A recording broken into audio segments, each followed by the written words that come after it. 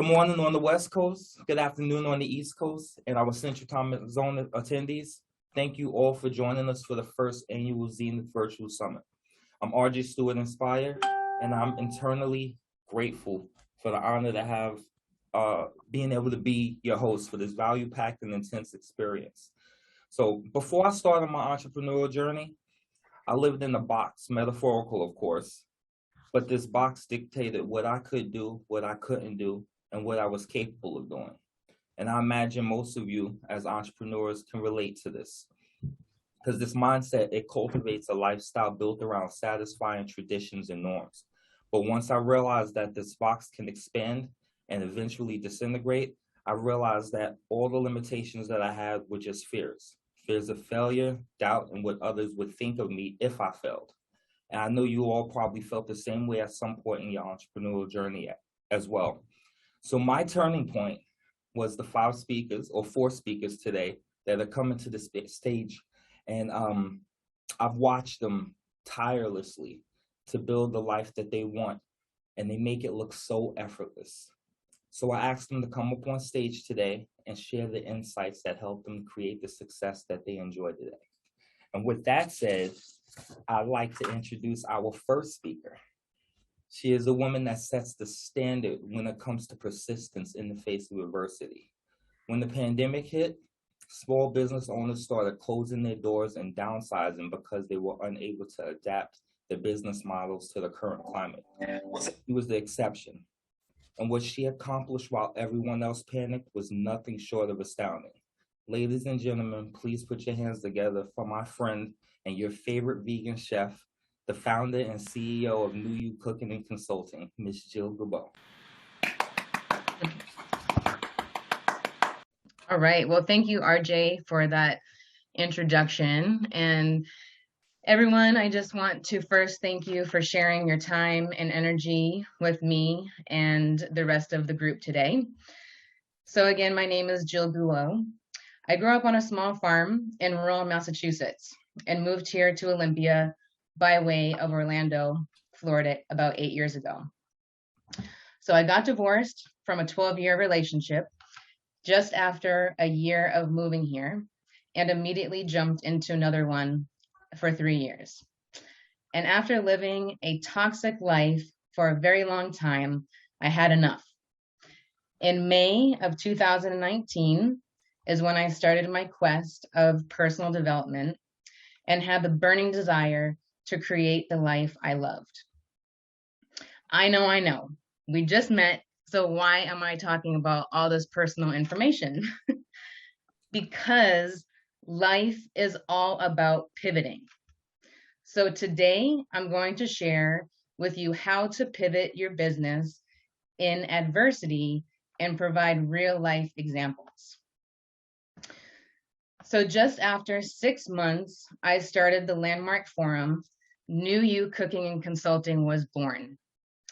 NuYou Cooking and Consulting was founded to provide customizable solutions for people who have no idea where to begin, for people who know about nutrition, but don't have the time to be about nutrition, and for people who need help unlearning outdated beliefs about nutrition.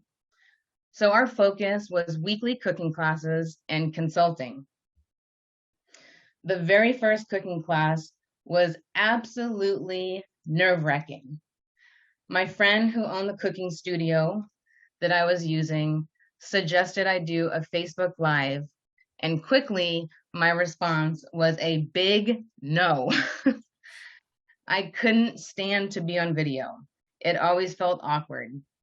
And at the very last second, before class was about to start, I made a pivot in my way of thinking about videos and realized I was holding on to an emotion, the emotion of fear. At that very moment, I threw fear out the window, started the live video, and week after week, no matter how nervous I felt, I was consistent with the videos. Doing this helped grow my online following significantly, and I've been able to reach so many more people. So I want you to take a moment to think of a time when you allowed fear to hold the wheel. What was the underlying thing that you were feeling? Afraid of failure, afraid of being judged, looking good? These are just some of the underlying things associated with fear. In life, whether personally or in business, we are always going to be faced with situations that are going to make us feel all sorts of way. And that's okay, and it's expected. What's important is how we respond. So now I like to take some time to give you insight on how I've been able to grow the NuYou brand through the pandemic. Like I mentioned before, NuYou Cooking started hosting weekly cooking classes and doing consulting in November of 2019. Things were gaining momentum. The classes were well attended, people were engaged. I was starting to get more interest from corporations, from consulting and doing private seminars. And as a matter of fact, I was heading to Carson, California in April to host a weekend-long health seminar at an exclusive spa. So things were rolling for this boss queen. So we all remember when COVID broke ground. It was chaos. But gosh, that was like all the way overseas. So life for us must go on, right? Not so fast, as we all remember. But we continued classes for as long as we possibly could until Washington State banned people from meeting in person. As I shared with you earlier, I've had to make many pivots in my personal life. So this time was no different. I took a couple of weeks to sit with this new development in our society and figure out what the next move was going to be. And without any panic, I knew that everything was going to work out just as it should. I believe that the key to success is to never make your business personal. If we take our business personally, we can be blinded by our passion and not see reality, and therefore make poor business decisions based on our attachments. We will go off of the hope factor and hope our plan works. If we take our business too personally, we are unable to analyze and constantly fight with our own ideas. It is absolutely imperative that we put space between me and my company. Creating this space will allow you to pivot freely. So what was the NuYou 2020 pivot? That pivot was to be open and receptive to what the fan base wanted, not what Jill wanted. They wanted NuYou food. I listened, did the market research, and executed the plan.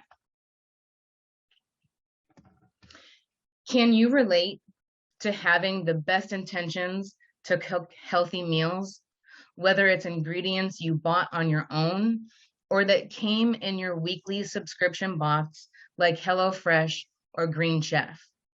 So often, food, time, and money are wasted, and our garbage cans and composting bins become more nutrient dense than us. I've personally been living a plant-based lifestyle for 26 years. So when coming up with this plan, I selected a few of my favorite recipes and meals that would be satisfying to all people, no matter how they ate. I wanted to wow people with dynamic flavors, textures, and boldness of these meals. I wanted people to question if this was really vegan or not. Because we live in a society where the majority base decisions off of convenience, I knew it was important to create meals that were ready to heat and eat, and that did not sacrifice flavor nor nutrition. There were a handful of previous cooking class participants that were the ones who requested meals, so these people were the first ones on the trial run. I asked them to please be honest with me about the meals, and you won't hurt my feelings if you have any constructive criticism.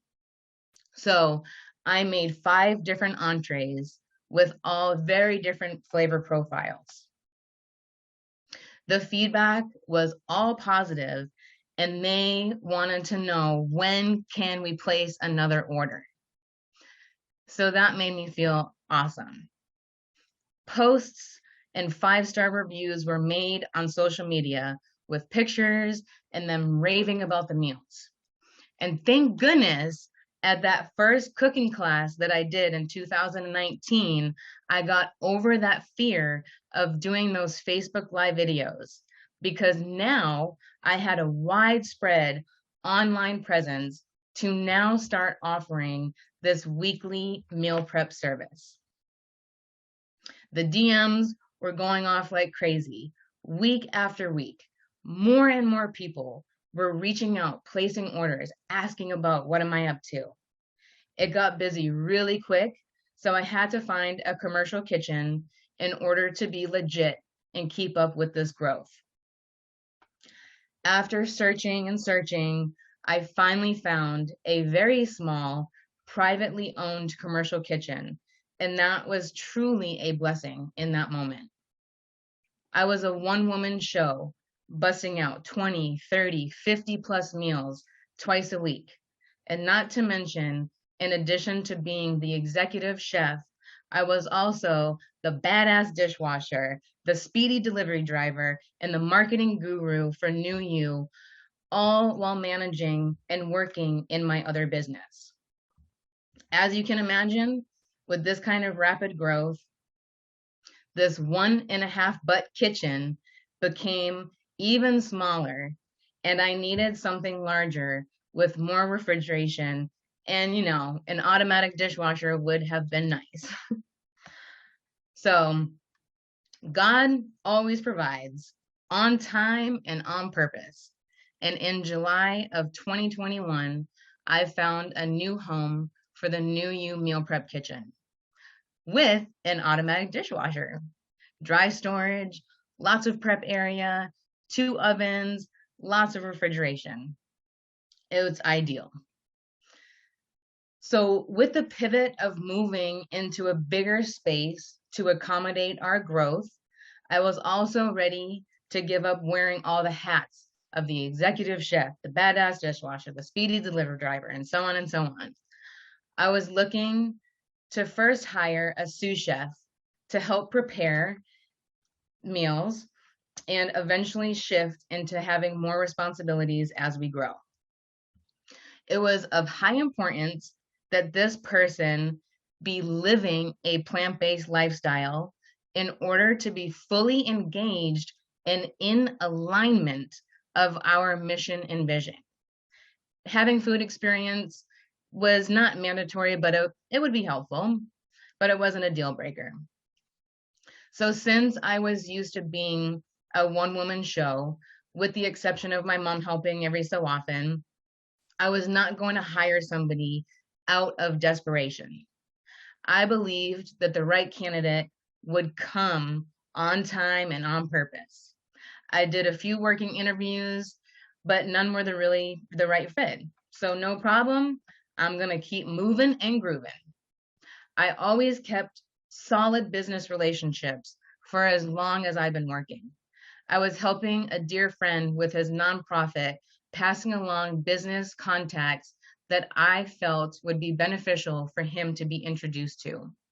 I reached out to a colleague that was a grant writer and attorney that I hadn't been in contact with at least 5 years.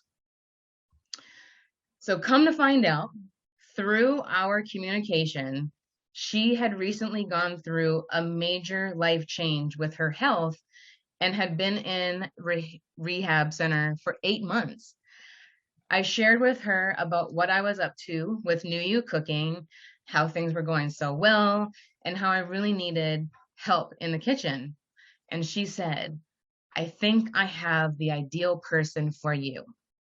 My daughter just recently moved back to Olympia to help me with my care. She is plant-based and just left her job at a high-end restaurant in Philly as a sous chef, and I would love to connect you to her.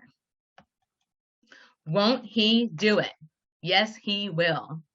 When we are in full alignment with our life's purpose, and when we believe in ourselves and believe in the process, all things will be provided.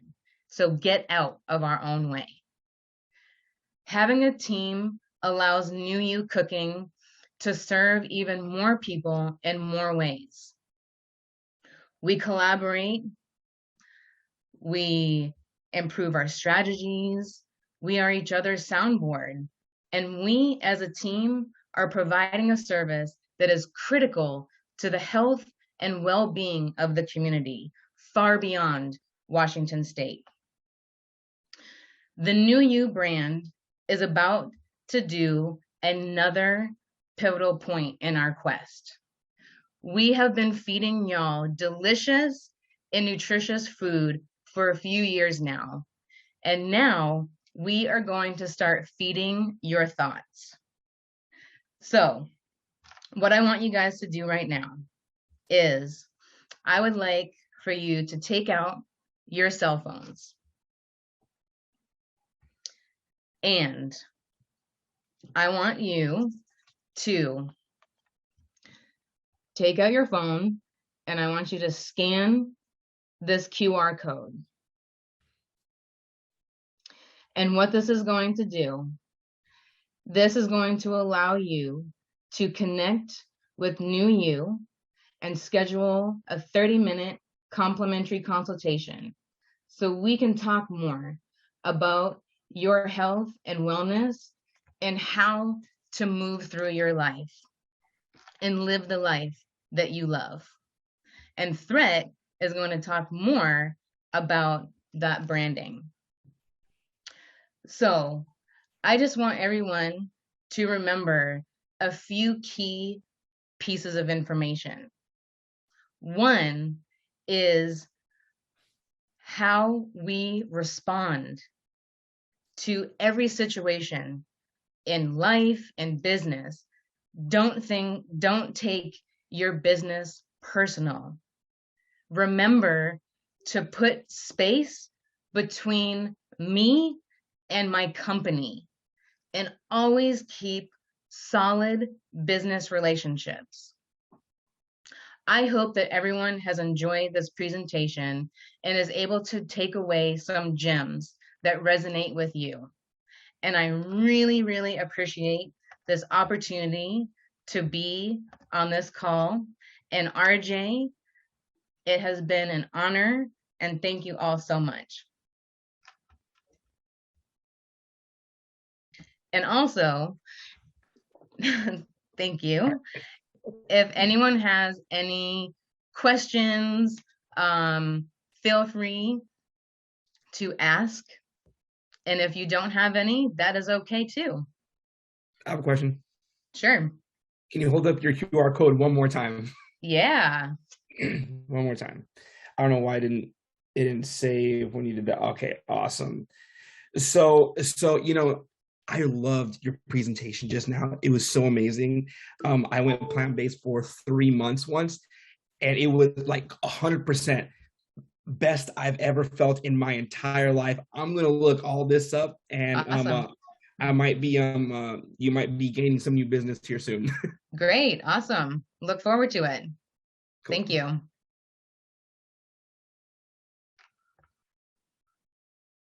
Yes, Thrett.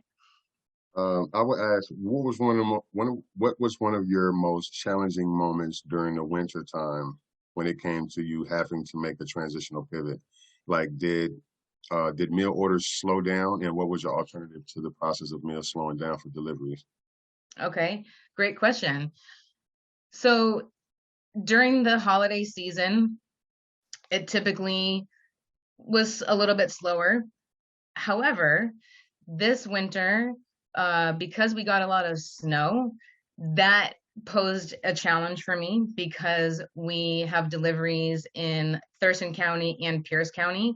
So there were 2 times that I was not able to make it out to Pierce County. However, honestly, this entire time during the pandemic, business really skyrocketed. So actually, when the vaccine and mask mandate recently got lifted is when the meal prep orders have started dwindling a little bit, because people are more apt to go out to a restaurant, people are going places. So I've been noticing that trend. But during the winter time, the snow was the only challenge, but there was still consistent orders all the time. One last thing. I got one Sure. last question before somebody else. So what do you mean by providing food for thoughts versus food for the body in perspective? What does that entail?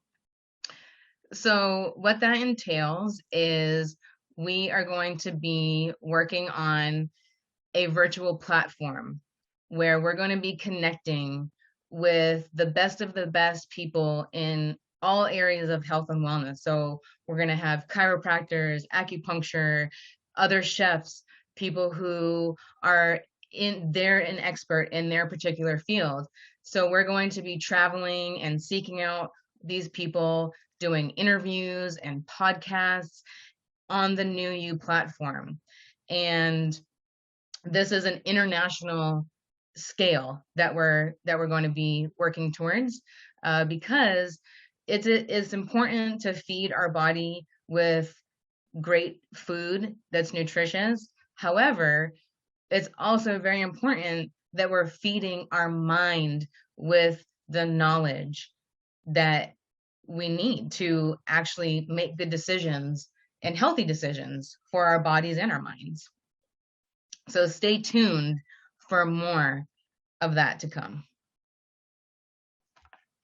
Thank you. Great question. So I see a question from Felix. With the trends with real-time access and technology in our society, how do you plan to streamline your cooking and consulting service locally? Are you implementing a national/global outreach? So thank you, Felix, for your question. So right now we are working on those structures to streamline these processes. And I am going to be hiring more people to do the actual cooking because I'm effective out in the community. And the reality is that I don't want to be in the kitchen for 3, 5, 10 years. I'm going to be out there. So right now we are working on those structures to streamline. And also I have had a block of, I've had this block of doing online videos and Zoom cooking classes and things like that in the virtual world because I like things to be in person. So that's a challenge that I've had to, pivot my way around and navigate through that.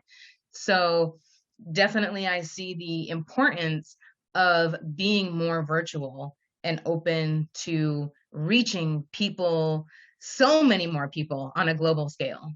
So great question. Thank you. So does anyone else have any questions? If not, then I'm going to go ahead and pass it back to Mr. Stewart. Anthony just had a question. Got a question for Anthony. Oh, okay. Let's see.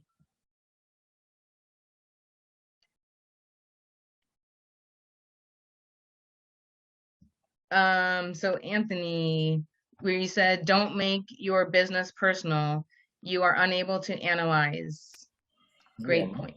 My question is basically, how did you do everything by yourself? Like we talk about time management, right? And trying Mhm. to, you know, as you just started, how did you manage to do everything from the cooking to the delivery and everything like that? That's a great question. And from a young age, I have had the work ethic drilled into me, that you do what you got to do to make it happen. So I was able to take that from my childhood and always have been able to apply that in life. So it's just about mind over matter. It's just about how bad do you want it? And it's about saying no and having boundaries and understanding that what we are creating as an entrepreneur is our business and is our prerogative. So everything about life has to be about our business. And when you have that drive and motivation, it has to be self-motivation, and we have to have that. So it's about waking up in the morning and believing in yourself and understanding that sometimes we're not going to go to bed at 11:30 at night. We're going to be, grinding it out, right? So it's just about having the drive and having the work ethic to execute on all of those things. And it's like, to me, doing all these things and having a busy schedule, it's fun. It's not, when you enjoy your life every single day and you have a positive mindset, life is great. No matter how busy you are or what you got to do, it's about your mindset. Thank you. Appreciate that. You're welcome. Good question. Thank you. All right. Anyone else? Perfect. Well, thank you all so much. Again, I really appreciate it. And definitely stay tuned for our food for thought. So on that note, RJ, thank you so much.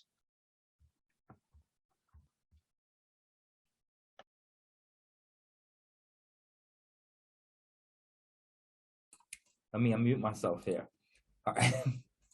Thank you so much, Jill. I really, really appreciate the value that you brought here today.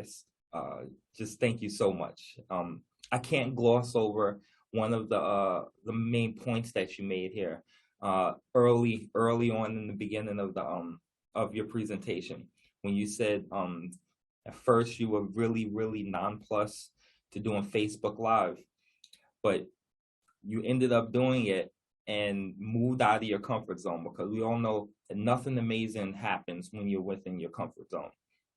You moved out of that comfort zone and prior to COVID. So when COVID hit, you were way out of your comfort zone already. So it made your pivot that much more fluid. And I think that is amazing, because now you're able to do everything virtual without having that fear. You destroyed that box. I think that's amazing. Thank you. Yeah, it's like fear can be very crippling, and we literally just have to take a step back and understand that sometimes we are going to be fearful, but we have to allow that fear to push us forward and get over it. It's like, okay, and so what? Who cares that you feel fearful? Just move forward, I love Take it. a deep breath and keep going. I love it. Yeah. Thank you so much, Jill. You're welcome. Thank you. All right, everyone. I hope that you enjoyed our presentation from Jill Goubeaud, CEO of NuYou Cooking and Consulting. And now we have, from Harlem to California, this next speaker has been making waves and pushing the creative envelope, not just for himself, but for those around him. When I first met this life changer, he was making the transition from becoming a published author. Then he shared a story with me of humble beginnings and uncertainty when he first began his journey to become the entrepreneur that he is today. And I cannot I repeat, I cannot tell you how honored I am to present this next speaker, founder and CEO of Guided by Obas, author and a great friend, Mr. Anthony Obas. Please give him a round of applause as he takes the stage. Thank you, RJ. I love the introduction. I love it. I love it. Thank you so much for having me. Yeah, I'm just going to share my screen. I have a little presentation as well, too. Let's see. Yeah, I'm just excited today. Everybody the energy's right. Bam. Appreciate you. Thank you. So, as RJ said, founder, CEO of Guided by Obas, my own consulting brand company. Can everybody see the presentation today? Good. Just want to talk, hold on, let me just double back here. I just want to talk about, when we're starting up, the idea of not valuing yourself, right? Valuing your business model, right? Because the amount of times I've had to change my business model just so I can put myself in the doors of so many different opportunities has been things. So today's presentation is all about, valuing you, valuing your business, right? I think, Jill knocked it on my head just now. It's just like, you can't sit here and put your business, your personal life, and also your business at the same thing, right? You gotta figure out a way to separate that.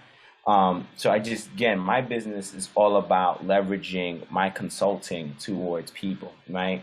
And I didn't value that at first. And I have a couple goals that I want to accomplish here.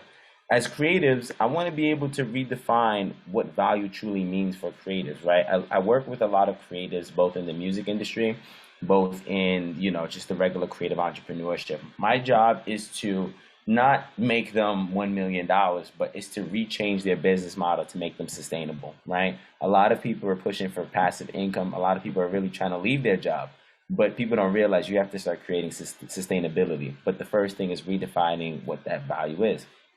Again, there's this concept of perceived value. It's like, what do people see of you, right? And if your business model, right? I kind of let people define the value of my business, and that shouldn't have been the case, right? I should have made the statement of, this is my business, this is what we do, right? And this is the value that we provide, right? Everybody was constantly defining the value for me. And when it came to pitching, as you see later on the, in the slide, when it's pitched to other people, they kind of see myself as undervalued, as like kind of the underdog, when I should be the idea of value. Then the last point is this idea of empowering the value you have onto, someone else to increase their value. Like, once you've managed to have a valued business model, like, how do you get, people like employees and, other creatives to kind of follow that same value as well too, right? So again, just this idea of what is value, right? So there is just so many different definitions for value, right? They say that value is the worth in monetary terms of technical economic services, right? It's just the dollar sign. It's the dollar sign that you get for exchange for some type of price. That's what they say value is in marketing, right? In art, we look at value as this idea of defining light to dark, right? Of any given color, like how light it is, how dark it is, and kind of look at how hue it can be, right?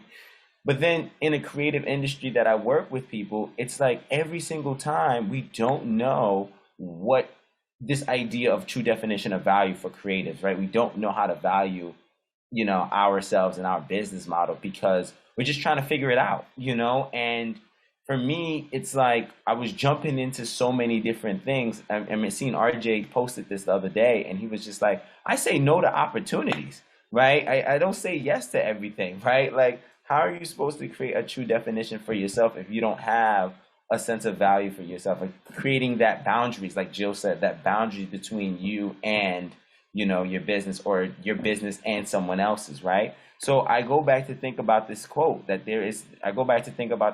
Joe said it the best. Yesterday's price is not today's price, right? The value that you had today is not the same that you had it yesterday, because every day you're working on refining and redefining your business model, whether it be the marketing, whether it be the finances, whether it be, just the supply chain, right? How do you get, an example like NuYou is, how do you get the food to a customer's home with the wait time, right? And making sure that they get there. Yesterday's price is not today's price, because you're constantly developing and changing your business model.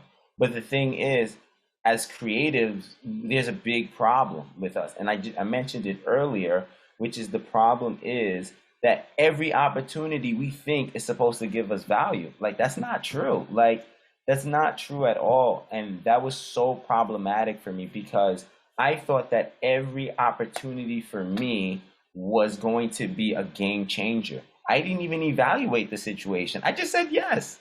I just said yes to so many different things. Like, yes, yes, yes to this. And I'm sitting there like, why did I even say yes to this? Like, this makes no sense. I lost so many funds. I mean, in 2019, a friend of mine told me it would make sense for me to work for So Far Sounds. To come a year later, you know, we're in pandemic and it didn't make sense to work down there, right? I maxed out my credit card. And you know how the creative story goes. You max out your credit card. You don't, you know, you messed up your credit limits. And then it's just like your credit score is already low. Like, you're just sitting there like, why did I even listen to that? Thinking that was an opportunity, thinking that me interning at So Far Sounds was going to lead to, lead to a full-time job. That doesn't make sense. That didn't even add value to myself. If anything else, it put me in a space in Washington, D.C. in a small apartment where I had to think outside the box of how the fuck am I going to get out of here? Like, seriously, how the hell am I going to get out of here? So that's one of the problems that creators face. Like, every opportunity we think that equals value towards ourselves. That's not true. That's not true. Another problem is, oh man, I seen this quote the other day. It says, your salary is the bribe they give you to forget your dreams, right? And this is something that it just hit me different the other day, right? You know, when I was working as a college counselor. When I met RJ, I was working as a college counselor. And, these people were giving me so many different amenities, right? And they were saying, you can live in a penthouse. You can get paid like $10,000, $20,000 each thing. Like, we'll pay for the house. We'll pay for the Metro card. We'll pay for, give you some food, whatever. And I'm sitting here like, what am I doing here, right? Like, you are not helping me. You're making me forget my dream and work towards your dream. That doesn't make sense to me. That doesn't make sense. You put a price on me. You put the $20,000 plus the amenities, plus the benefits, but I'm not working towards my dream. I totally forgot about it, and I'm wasting my time. I'm working towards benefiting your dreams, and there's no like collaboration here. There is no way for me to work. There's no synergy, there's no entrepreneurship, as most people call it. There's no entrepreneurship where my ideas is helping both your company and also my dreams get together. So you're just putting a check holding me back from becoming this creative industry, becoming this consultant, right? Working with so many people, not on a domestic level, but an international level, right? I'm working with artists also in Australia, in London. Like, I was in London in November, right? It was like, you're holding me back, and I'm in LA, planning an event now in literally the next 8 hours, right? You're holding me back because you decided to put a price on me. You decided to put, a $50,000, $60,000 price. Man, that's not fair. That's not fair to any creative, right? And it created this thing of perceived value, right? This idea of I let someone tell me actually what my value is. That doesn't make sense of how my business model should work, right? It created this idea of being undervalued or valued, where people see your work less than their eye, right? They see your work less than theirs. So there's like, okay, cool, I can probably jiff them. That's when people start asking for like the family and friends discount. No, there's no such thing as family friends discount, right? If my price is, $50,000, then that's my price, right? There's no discounts to it. There's no discount. If you want to pay over that because you think I'm overvalued, then that's okay too. But at least I determine my value on my own terms, right? Like, this is what it is, right? This is what it is, right? And the result of this perceived value that people are giving you, right, what your value, it made me lose a lot of opportunities, which you'll see in the next slide. People just didn't take me serious, right? And I lost so much opportunity because I didn't find this neutrality of just being valued, not being overvalued or undervalued, but just being valued, like being able to, define myself on a consistent basis to improve, to constantly add benefit, adding, some type of like value towards someone else, right? Waste of time, right? I'm sitting here wasting time, wasted 3, 4, 5 months, working with a company. And I'm just like, like, I could have been pitching, to colleges to talk to. I could have been creating creative seminars. Like, what could I have been doing during that time? Like, time is worth way more than a green dollar sign these days, right? Like, let's be real here, right? It's way more, like, it can go gone in the next minute, but like time is more important to me, right? And this idea of labeling of value, like I talked about earlier, who determines the value of you? You. No one can determine the value of your company except for you, right? So let's look at, I want to look at an example of perceived value. Like, this is from, I screenshotted it last night because this was so amazing. So I was pitching to a couple of colleges, to Plattsburgh and, a couple colleges in New York. And I got in contact with somebody. Have her name is Karen Becker. Perfect. We're in conversation. I say to her, hey, I have the book out. I would love to give a talk, whatever. She goes, let me take a look at your materials and your budget. What would your cost be to do a session with your class? My response, worst response I could have said, I would want to do it for free. What? Why would you say that? Like, now looking at myself last year, why would you say that? Right? Why would you say that you would want to do it free? I just undervalued myself. She asked me, what's my budget? So that means I had the right to meet my terms. But I said I would do it for free because I know I just want colleges to accept me for it. I'm wrong. I was so wrong in that because I took myself, she saw me as someone valued. Then I brought myself undervalued, right? I brought myself undervalued. Now here comes the overvalued of myself. What did she just ask for? She said, let me look at your materials. In the email, I didn't even send any materials to her for her to review. I thought, for example, I would just be like, oh, shoot, I'll do it for free. Just get me in. I jumped the gun. I didn't read this email thoroughly. If you can see from January 12th to January 25th, there was no communication. From January 25th of 2021 till now, there's still no communication because I didn't create that stability for my business model for me to say, okay, let me give her the materials. Let me put a price on myself. That way now I can generally have that talk. I jumped the gun. By overvaluing myself, and I undervalued myself by saying it's for free. Like, that doesn't make sense. It ruined communication. Until this day, I missed an opportunity because I didn't value myself. So when I seen an opportunity like this, I said, hold up. I need to recenter myself because this makes no sense at all. I need to recenter myself. I need to recenter my business model of consulting, of public speaking, of, selling my books.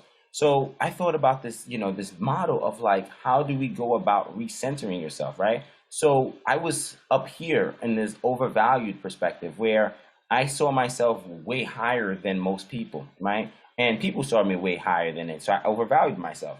But then I undervalued myself because of so many different things that I thought I couldn't do as a business model.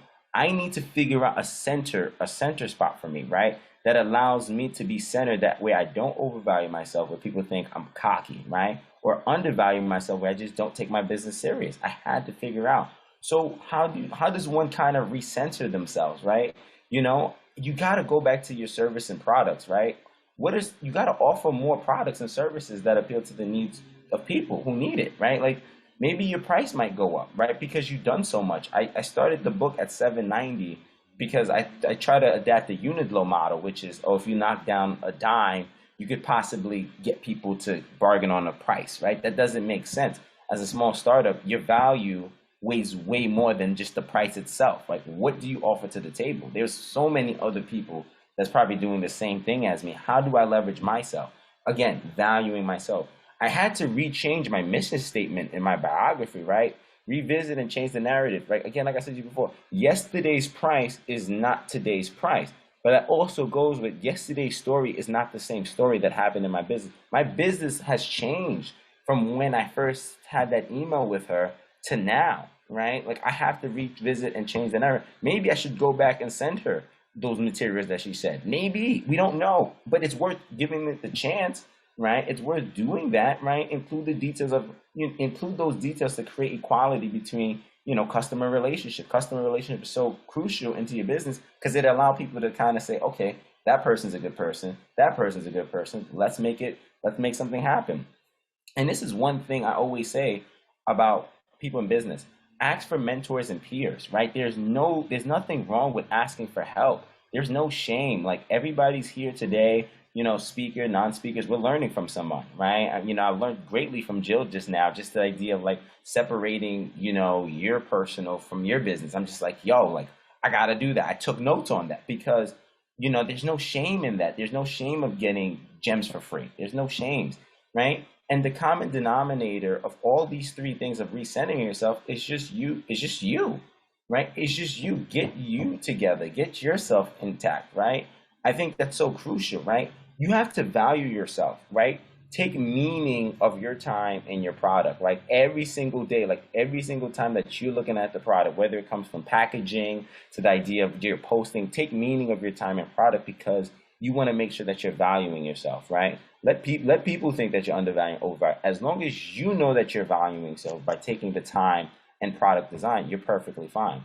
Let your new value add value to your old self. I am not the same person that I was in 2021.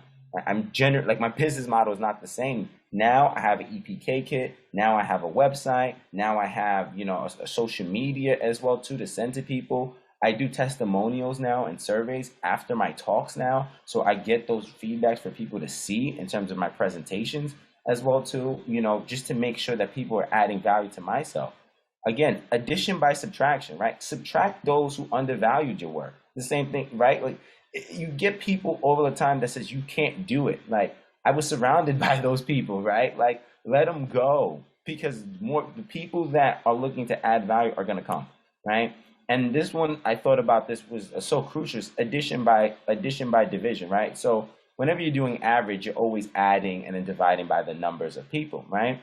If the average of your work doesn't reflect consistency with your work, there's a problem, right? Only can consistency allow you to be just valued, right? Consistently putting out the content, consistently, making the pitch, consistently showing your product to people will then allow you to now show people that you value yourself, right? And you would feel valued, and these things allowed me to be the true me, right? And, this is me on the left. I'm just like, we're at a showcase with artists and it was just an art gallery that we put on, right? I said, you know what? People can't afford to be at, at events. And I'm just like, we're just going to do it for free. Have people pull up, have people have a good time. It gave them this idea of attraction of interest, right? And people were like, who's this guy? And with the, with the Scully and the Pico. And I'm just like, he's Obas. He's an author. He does a lot of talks at colleges and everything like that. And a lot of people to follow. Even if I didn't get them to pay, I got them to follow on my journey, which I think is stupid crucial now. Because when you keep offering products and services, there's not one product that they're gonna miss, right? So if they didn't like, oat milk, hey, let's offer them pea milk at the end of the day, right? Because they're gonna love something. They're gonna love something as long as you keep offering products and services. Again, I just came off an amazing talk at Riverside Community College in LA. I called it "Welcome to Your Passion." And I didn't make the same mistake that I made in Plattsburgh, right? I said, you know what? Why would I even say for free? Let's tell them $1,000. They said they couldn't meet $1,000. They told me $900. I said, hey, you could take off 100. That's okay. But it meant at my terms. And then I, again, pushing the buttons a little bit. I said, hey, I'm not going to be able to fly out there. Let's do it over Zoom. But could you, pay for a space maybe for me to do the Zoom? Maybe some food amenities, because you would have done it if we weren't in the pandemic, right? If we wasn't in COVID time. You know what they said? Sure. Because we seen the value of you and how much you value your business model. And I said, you know what? That's a W. This was probably my most successful talk to this day because it was like, I generally took a chance on myself and valued myself, right? And I said it was me and my business, right? Of my business of consulting. They looked at the artists, they looked at the views. And it was just amazing to talk about this creative entrepreneurship to where I'm at now, right? And today we're doing a whole event here in LA. That's why I'm on Pacific time now, so I'm on the right type of time, not Eastern time. I can't do the East Coast anymore, but the West Coast, I'm on your type of time today. And I started to value me, which is the most important thing. And I think everybody should go home and value them and their business. So thank you so much for having me today. It was such a pleasure. You're truly inspiring me today. RJ, appreciate you. Any questions or any concerns? Would love to hear them.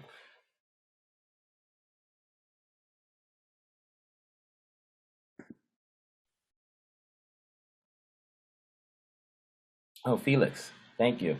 Felix says, I completely agree with you from a fellow author, international student mentor, and a business development manager.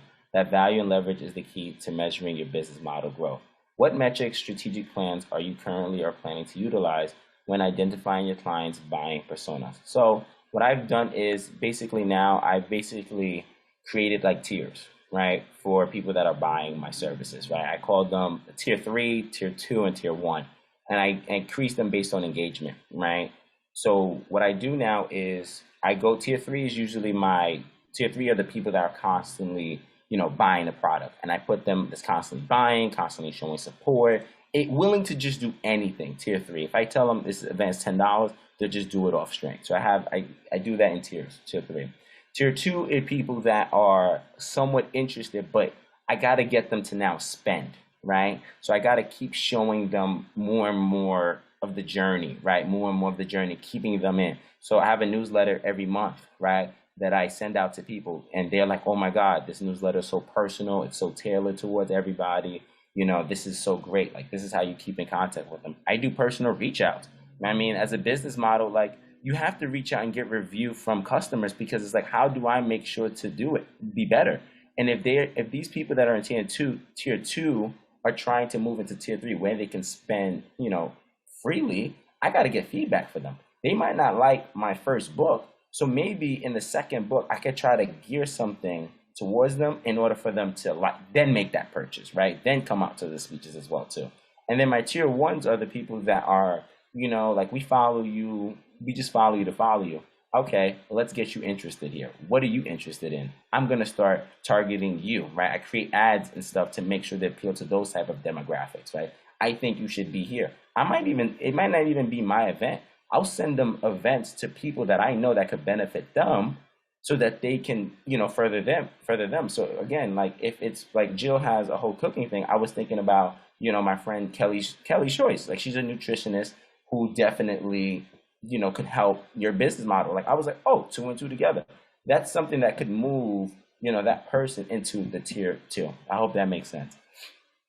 Awesome. Great question, Felix. Jill, thank you.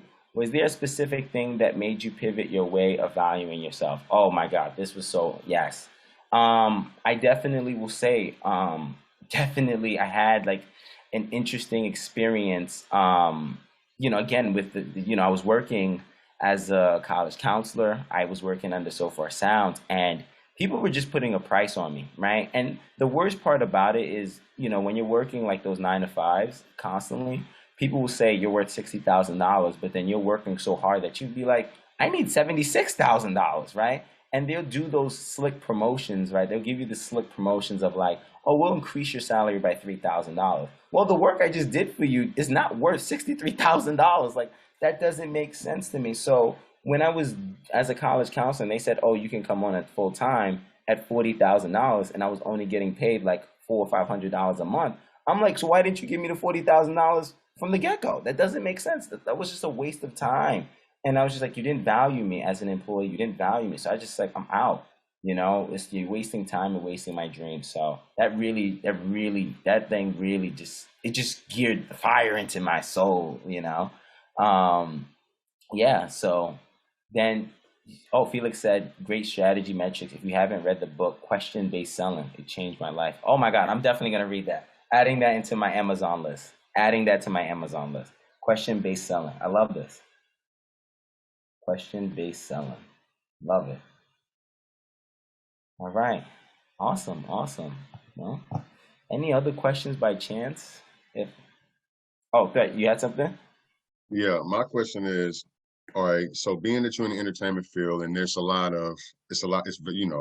all know really it's a very competitive field. Right. I did research that shows to be a superstar artist that's like 1 in a million, Right. So it's like very competitive. And so that make people devalue themselves in a major way. They don't feel as confident to be able to compete with the people that are in those positions. So what would be some advice that you can give someone who believes in themselves enough to know that they got what it takes, but decrease the value in what their capabilities are to compete with people in the larger stream? Like, how do you help somebody increase that value into themselves when they really don't? Yeah, I tell them, so, I tell them, listen, take a chance, but be strategic. I tell them, take a chance, be strategic. Like, I mean, I organized the whole tour for an artist from Long Island. I told them, we're not going to get any booking agent. We're not going to get any of those things. Let's just do it ourselves and see what it looks like. Let's put it to the test, right? So we went from Washington, D.C. to Connecticut to New York, which New York we knew was the best advantage, but we tried a technique which was like, let people think that we're doing things outside of New York, that we're moving, and bring it back to the city. Oh my God, we sold 75 pre-sale tickets that night and made merch on top of that, which gave us close to $1,000. He came up to me and he said, I was able to pay rent for his house, right? Like, those are the things. I was just like being able to be strategic and taking the risk. We didn't know what we was going to get ourselves into. We didn't know.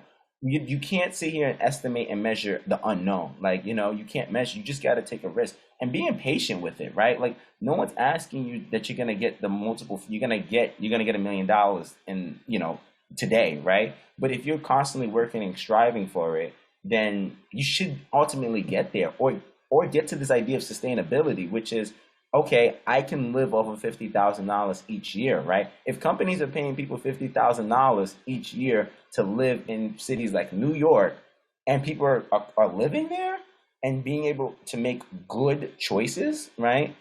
We should be able to do that as well too. So that's my thing in entertainment. Like, let's make the right choices, right? And I spent $500 on a 2-day venue here in LA, right? I don't know. LA is not my market.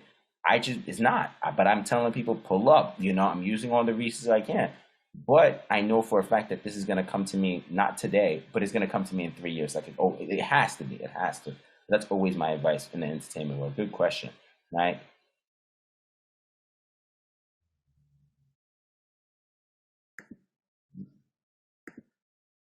Amazing. I think that's about, yes. Appreciate it. Thank you so much. I appreciate it. I'm excited to hear the other speakers. Oh, I'm excited. I'm hyped. Thank you so much. Appreciate this. All right. RJ, do it. All right. Good. I think there's no more. If there's any more questions, I think that's it. I'll just pass it on to RJ. And yeah, thank you so much. I appreciate this. Thank you so much, Anthony. Thank you so much. I know how busy your schedule is. And like you said, you're out here in LA right now, about to do another event. You took the time to do this. And I appreciate the value that you brought as well.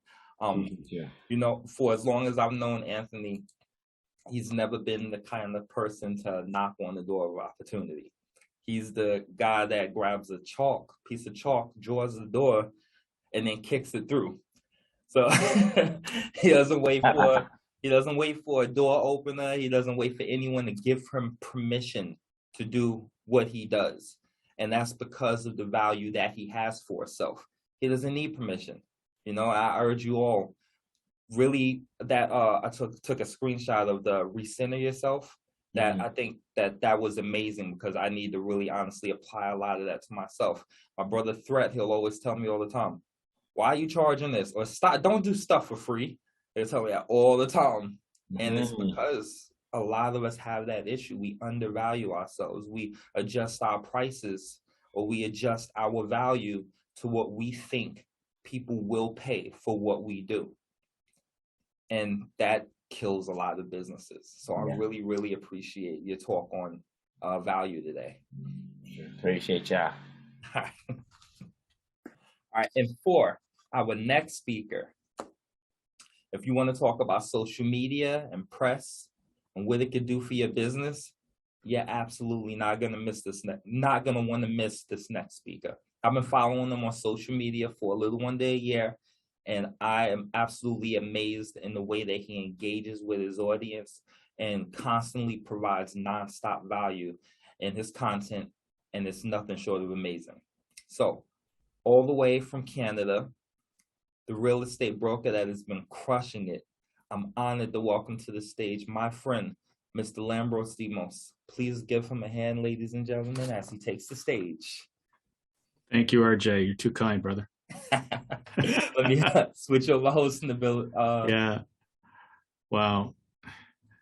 Wow, that was awesome. Wow, Anthony, you're a tough act to follow, brother. I don't know if I can keep up with that. Wow. Yeah, and actually, before I even begin, I want everybody to give it up in the chat for Anthony and for Jill. Man, those were two awesome presentations, just superb. You know, it was fantastic. Fantastic. All right, so am I a host now? Sorry, pardon my technological ineptitude here. I think so. I'm going to share the screen, and I hope I do this right. Hold on 1 second. Here, share. Can everybody see that? It's supposed to be a blue screen. Hold on now. There we go. So that's a quote. So let me know in the chat if you can see that. Yep. Yep. Perfect. Okay. That's great. Okay. Oops, let me go back up here.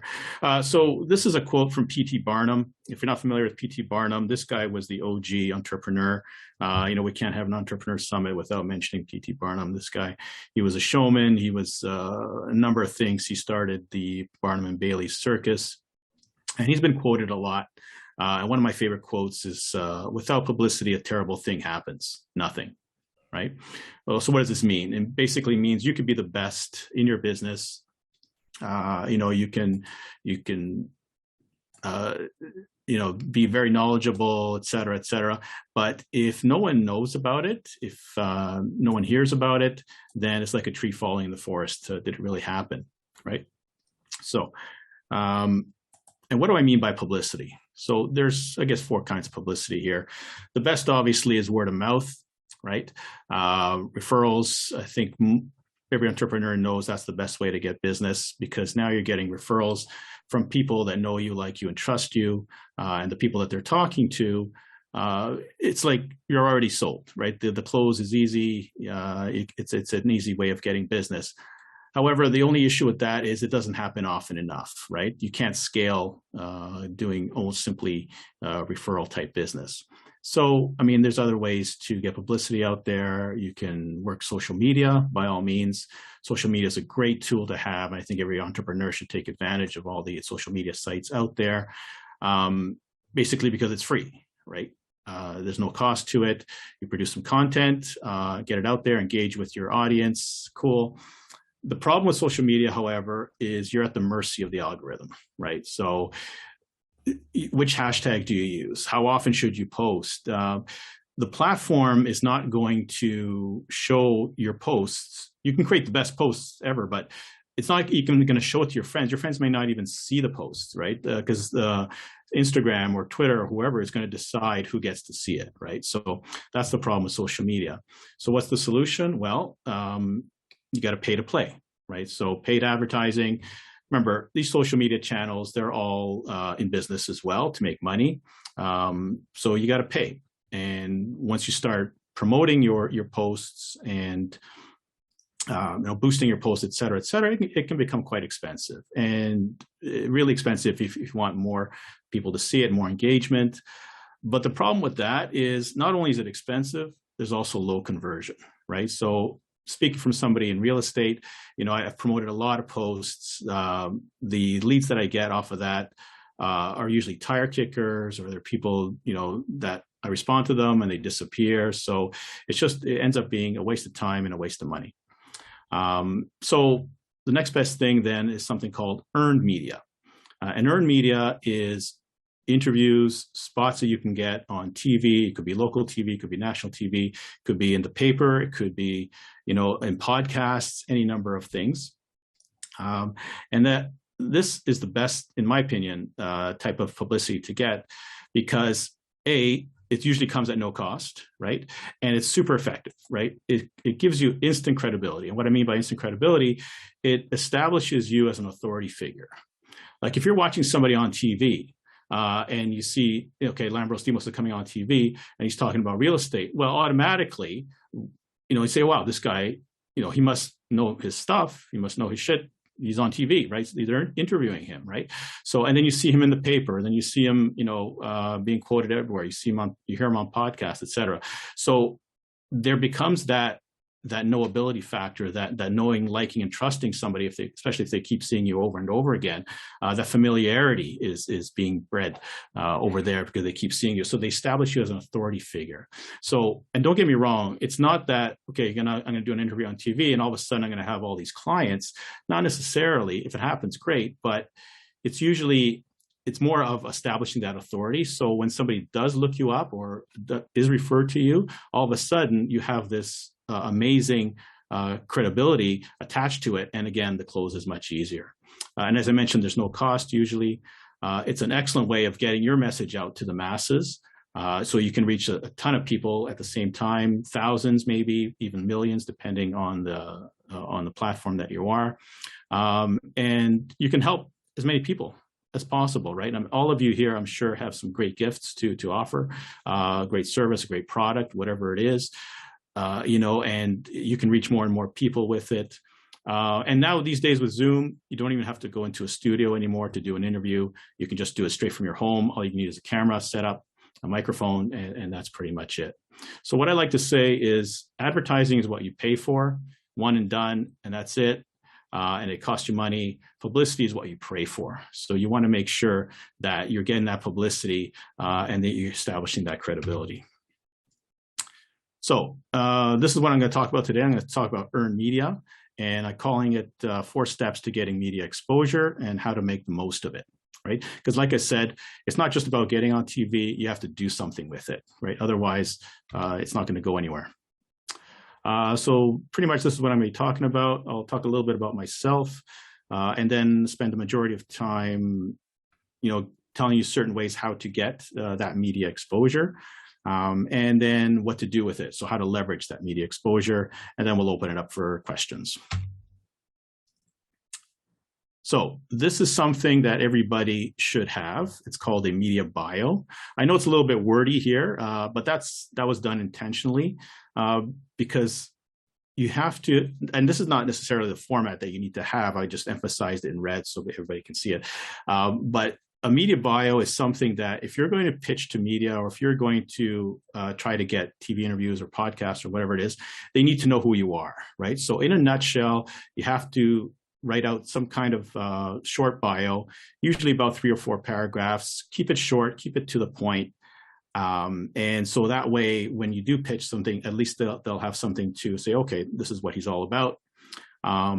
And there's a structure to this media bio. The first paragraph is usually what we call the 1-sentence intro. Think of it as your elevator pitch. So for me, for example, Lambros Demos is a seasoned and award-winning real estate broker who educates and empowers his clients to make wise real estate decisions so they can win every time to buy or sell a home. Pretty straightforward. Now you know what I do.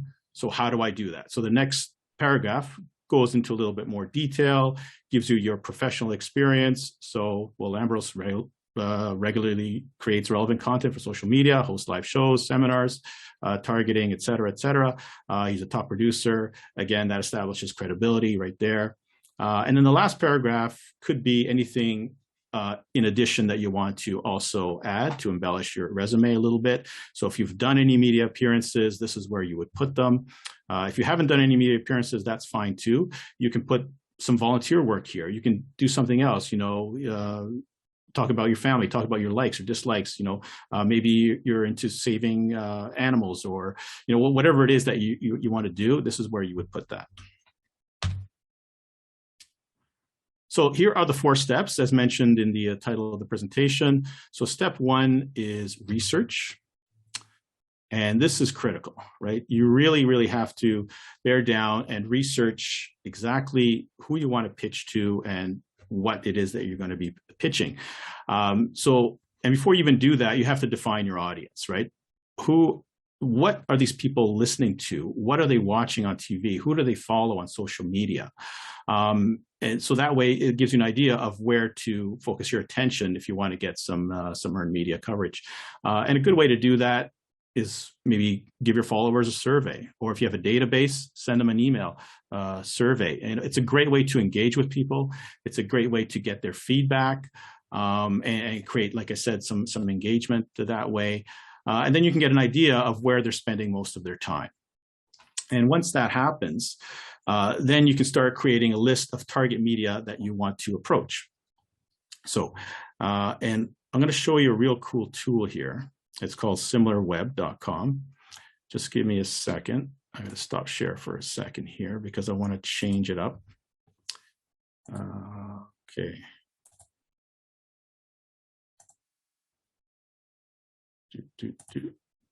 Okay, here. You see that? All right, so this is called similarweb.com. This is a fantastic tool. It's a website, and basically shows you all the media outlets you can imagine and how to get in touch with them, right? So with me being Canadian, our national, I guess, media channel is called cbc.ca. But let's say, I mean, you want to be featured in the New York Times, okay? So we type in here New York Times, boom, comes up. So click on this.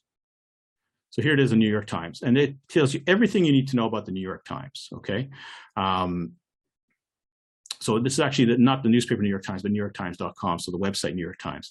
So this is actually quite funny. People are only spending an average of 11 seconds on the New York Times. So maybe this is not the best website to pitch to if people are spending only 11 seconds on it. But anyways, that's not the point here. The point here is what I want to show you. If they're only spending 11 seconds on New York Times, maybe you want to check out any similar media channel that's similar to the New York Times that you can also get some exposure. Maybe it's the Washington Post, maybe it's CNN, maybe it's USA Today, et cetera, et cetera. So all these places here could be a target for you. And if you want to know what they talk about, well, here we go. News and media, social networks, banking, credit, and lending. I know RJ is into that. So it looks like the New York Times spends a good chunk of their coverage on credit. So maybe that's a place for you to pitch. This gives you a distribution of the audience. It's split almost down the middle, male, female. And this is interesting here. Most of the viewers are millennials. So if your target audience is millennials, then by all means, then you can target this channel here. So I wanted to show you that because I thought that was really cool. 1 second now. Let me go back to this. Just pardon my slowness here. All right. Can you see that? All right.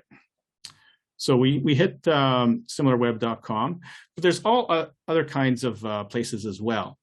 And what you could do is if you see somebody on TV that's, we can call them a competitor of yours, we can call them a peer, et cetera. In my business, there's a million real estate agents out there, but I see some on TV already. And I see them talking, I see them being interviewed, and I'm thinking to myself, well, you know, I could do that. Like, what he's talking about, I know more than this guy. Like, I can speak to that. Like, why isn't anybody asking me to be on TV? Well, here was the big eye opener for me. Nobody's going to come and knock on my door and say, hey, Lambros, can you do an interview? You have to actually go out there and pitch yourself, right? So, and one good way of doing that is find out where your peers are, or same people in your industry are being interviewed, and hit them up. Something you have to remember about media and journalists, they're always looking for content, right? So the fact that they've interviewed somebody doesn't mean they're not going to interview anybody else. They're always looking for content all the time. So feel free to pitch them, feel free to contact them, etc. And how do we do that? Well, we can go to good old Google here. So let's say, okay, you saw Lambros on TV. Where has he been featured? So if you do a straight Google search, you're basically only going to get some business type stuff. You're not really going to get what you're looking for. Oh, here's a little thing, newspaper. No, that was actually a magazine cover. So that's okay. But that's not really what I want to show you. This is what I want to show you here, up here. If everybody can see that, Google News. Okay. Are you guys familiar with Google News? Tell me in the chat if you've heard of Google News, if you've used Google News. It's a really cool tool. This pretty much tells you where that person has been featured. So if you're looking for Lambros, what's he done? Where's he been featured? Go to Google News, and then you'll see every article and online, platform that I've been either quoted in or interviewed in, et cetera, right? So here, Regina Leader Post, Lambros Demos Real Estate Agent, Toronto-based RelPage Realty Plus, Go Banking Rates, 6 tips for buying an affordable home in the current hot market. Again, I've been quoted here, Lambros Demos Real Estate Agent, blah, blah, blah. Bob Vila, Curb Appeal, Real Estate Broker, Lambros Demos. Now, I'm not showing this to you guys to impress you. I'm just trying to impress upon you that you can search anybody and see where they're being quoted. Because a lot of these places probably you haven't even heard of. Go Banking Rates, Bob Vila, like, et cetera, et cetera. So these are, maybe instead of aiming high like the New York Times and the CNNs, maybe start aiming a little bit lower in some of these other places, these lesser known, and establish your resume that way, and then build up to something like a CNN, et cetera. So that's another cool tool I wanted to show you there. Talkwalker is, I'm jumping ahead here. Google Alerts. I'm sure a lot of you have heard of Google Alerts. What I would suggest is if you are stalking a competitor, for lack of a better term, just put their name up as a Google alert, right? And whenever they have something new come up, you'll get a message saying, okay, this person has been featured in X magazine or Y magazine, et cetera. Talkwalker is similar to Google Alerts. It's basically Google Alerts on steroids. So that's something to look into as well. So now you know what your audience is looking at. They know where they're spending their time. You know which media to target. How do you contact them, right? That's probably the biggest question here. A number of ways to do so, okay? So we've got social media, which is probably the best way. You can use Instagram, you can use Twitter. Every journalist is on Twitter. So if you have a Twitter account or you don't have a Twitter account, I recommend you get one and follow these journalists on Twitter because a lot of them are easily contacted there. But my favorite is actually LinkedIn. So I'm going to show you LinkedIn here. Let's pull this down. Okay, how do I close this? So 1 second, guys. I'll move this over. So LinkedIn, this is a powerful tool. If you know a journalist specifically that you want to target, let's say you want to be on The List, which is a TV show that's being in the States mostly, not so much here in Canada. But let's say you want to pitch somebody from The List. This guy here, Mike Dunn, he's on The List. He does a lot of things.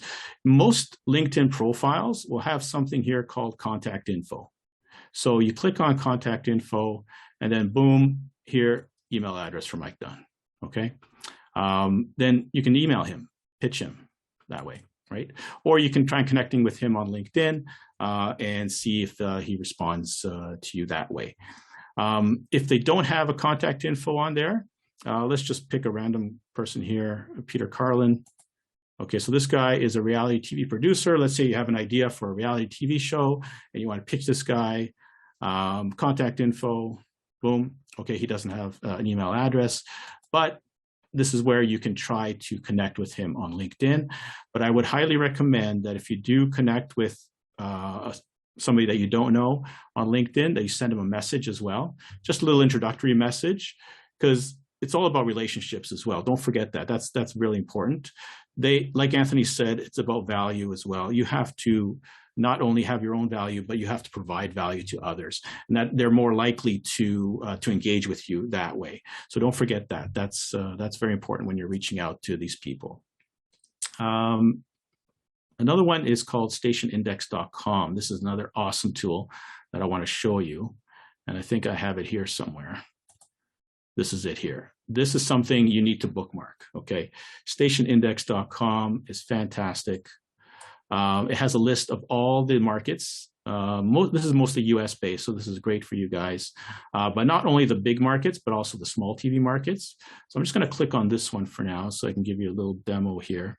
So let's say you're in New York and you wanna see who the biggest media players are in New York and who to pitch to, boom.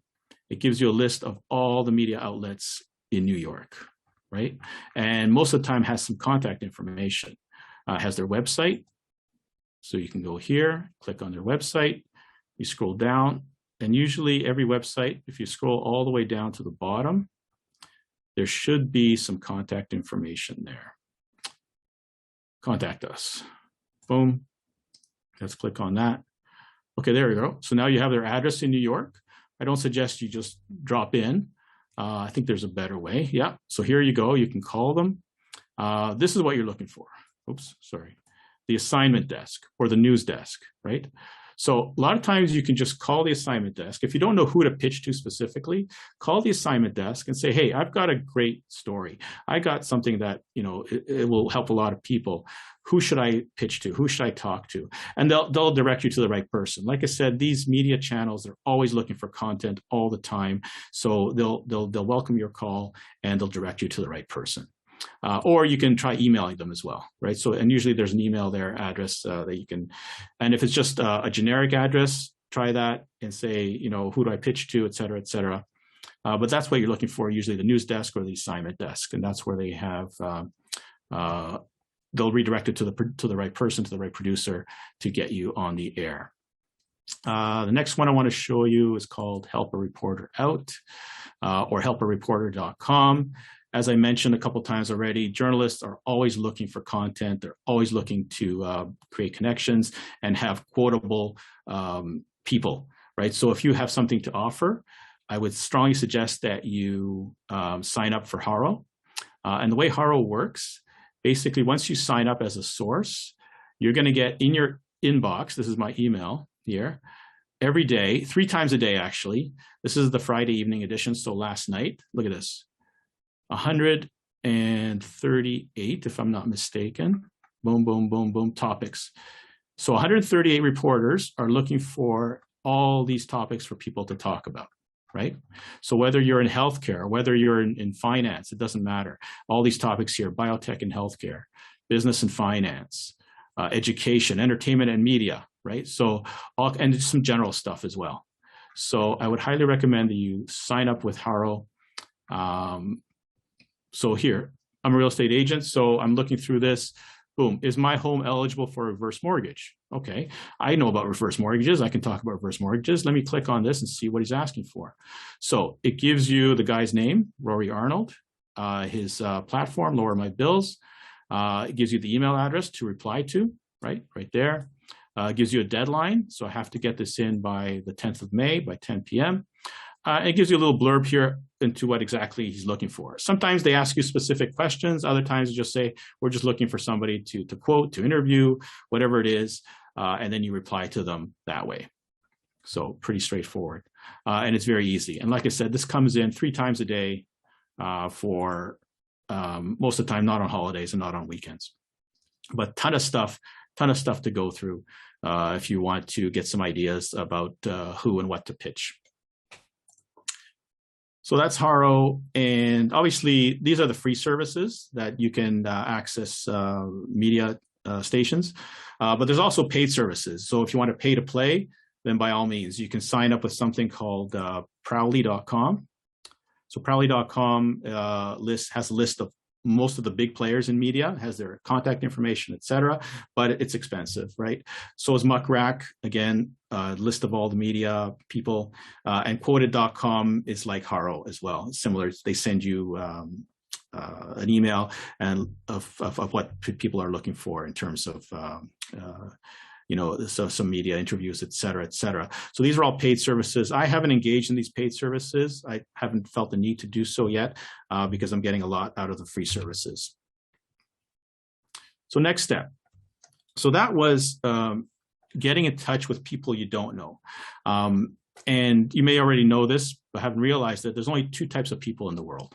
People you know and people you don't know, right? So we talked about the people you don't know already. How about the people that you know? Because when you're talking about media, like anything else, sometimes it's about who you know versus what you know, right? So what I would suggest to you is that you make a list of everybody that you know or think you know that works in the media industry. Could be, you know, a magazine, could be TV, could be radio, could be a podcast, anything of that nature. And even if you say, well, I don't know anybody working in media, I would strongly suggest you go back to your social media lists. Maybe you've got 100 friends on Facebook, maybe you've got more, et cetera. Go through them all, because you'll be surprised who you'll find in there that may work for a media channel or has some connections to some kind of media, right? I'm going to go back to LinkedIn for a second, because I want to show you something really cool here as well. How do I move this down? If you go to my network here, and this is how I found a lot of my media contacts as well. You go to your connections here, and then you can do a search with filters, right? So maybe you don't, I've got over 1,000 people on LinkedIn. I don't know where they all work. So let's find somebody who works in the media, right? Here, so now you can filter by different ways, where they work, locations, etc. Industry, okay, so we're gonna add an industry here. I'll type in media. So broadcast media, let's see who works in broadcast media. Show results. Boom. All these people now work in broadcast media, right? What about, hold on here. Let's try that again. There was another one I saw here. Media production. Let's try that. Show results. Look at this. Bunch more people here, right? And I think there was another one. Let's see what else comes up. Oops. Oh, I can't spell today. All right, online media. Let's see what's going on here. Again, bunch more people here, right? So, I mean, if you know one of these people, just say, hey, you know, I know this guy. Maybe I coached his son in soccer, or maybe, you know, then you realize, okay, it triggers you something, and then you can reach out to them. And again, when you reach out to them, you know, provide some value, build a relationship. That way they'll be more willing to help you.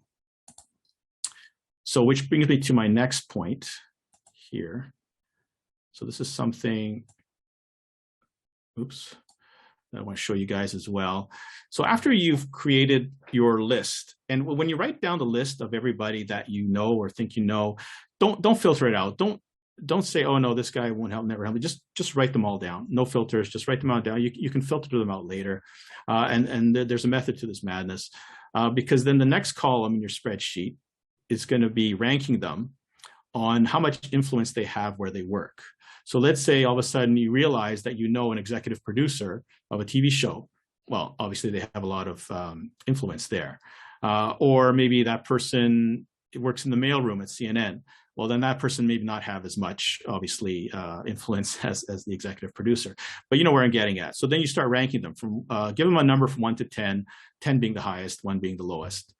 And then the next column I would suggest is how likely are they to help you? So if that person is your mom, for example, you know, probably it's a 10, she's probably going to help you out. But if that person, let's say you haven't spoke to them in years, or maybe you owe them money or something like that, probably not going to help you. So don't contact them. But my point here is, once you rank them, anything, so you 1 out of 10, 1 to 10 there, anything in the last column, you're going to add up those two rankings.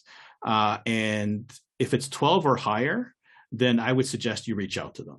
So let's say you have somebody that ranks a 7 because you know they work for CNN, maybe they're a manager or something, and then you've communicated with them a couple of times, you've known them since high school, you used to be close, but now not so much, but you still want to reach out to them. So maybe they're about a 6 or 7 there on their willingness scale to help you. So they score about 12 or 13.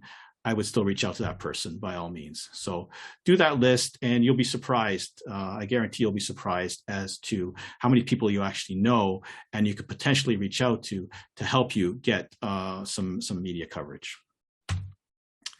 So let's move on here.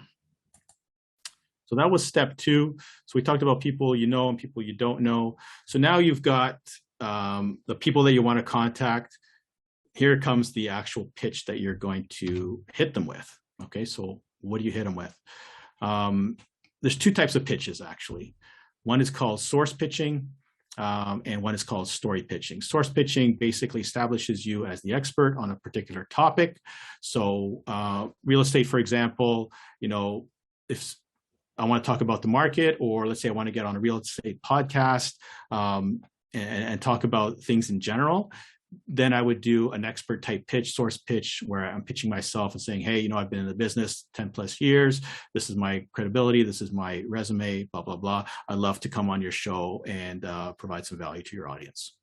And remember, it's all about the audience. So the people who run podcasts, the people who are anchors on TV, they care about their audience more than anything else. So as long as you can prove to them that you can provide value to their audience, they'll bring you on. Story pitching. This is probably more likely the kind of pitching that you'll be doing if you want to get on TV, or if you want to get,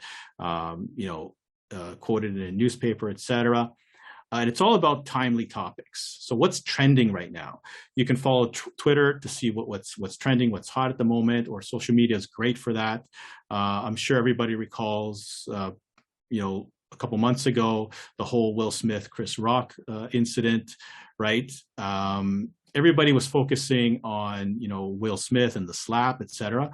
But what was not getting as much attention was Jada with her alopecia, right? Because the whole thing started with a Chris Rock joke about Jada's, hair.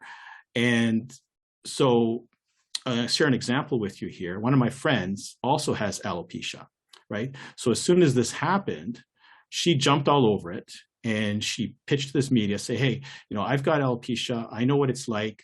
And when somebody makes a joke about you, this is what I'm feeling. This is the reaction. This is, what I can talk about. And they jumped all over it. So she put herself out there, and then she had a whole bunch of interviews and some TV spots, et cetera. And she was featured in all these places just because she reached out in a timely situation, because this was trending right now. So that's something you have to jump on right away. Haro and quoted, I already talked about as well. These are all things that are usually trending, so you can jump on them right away. And time is of the essence with these things. Sometimes they have a very short deadline. It might be the same day deadline, or it might be a couple of days out. But whatever it is that you're pitching, you have to remember these 4 things. You have to sell the topic first, and then yourself.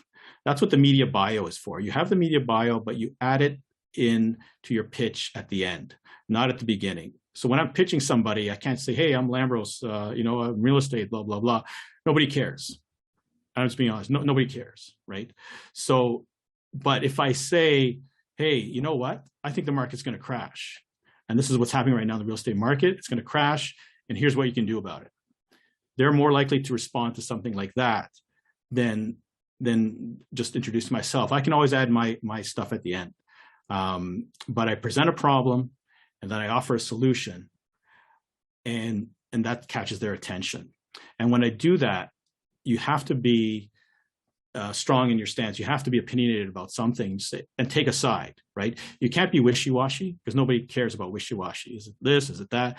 Nobody cares, right? Give us your opinion. Tell us what's going to happen and why it's going to happen. So, okay, market's going to crash. Why is it going to crash? Well, home prices have skyrocketed way more than household income.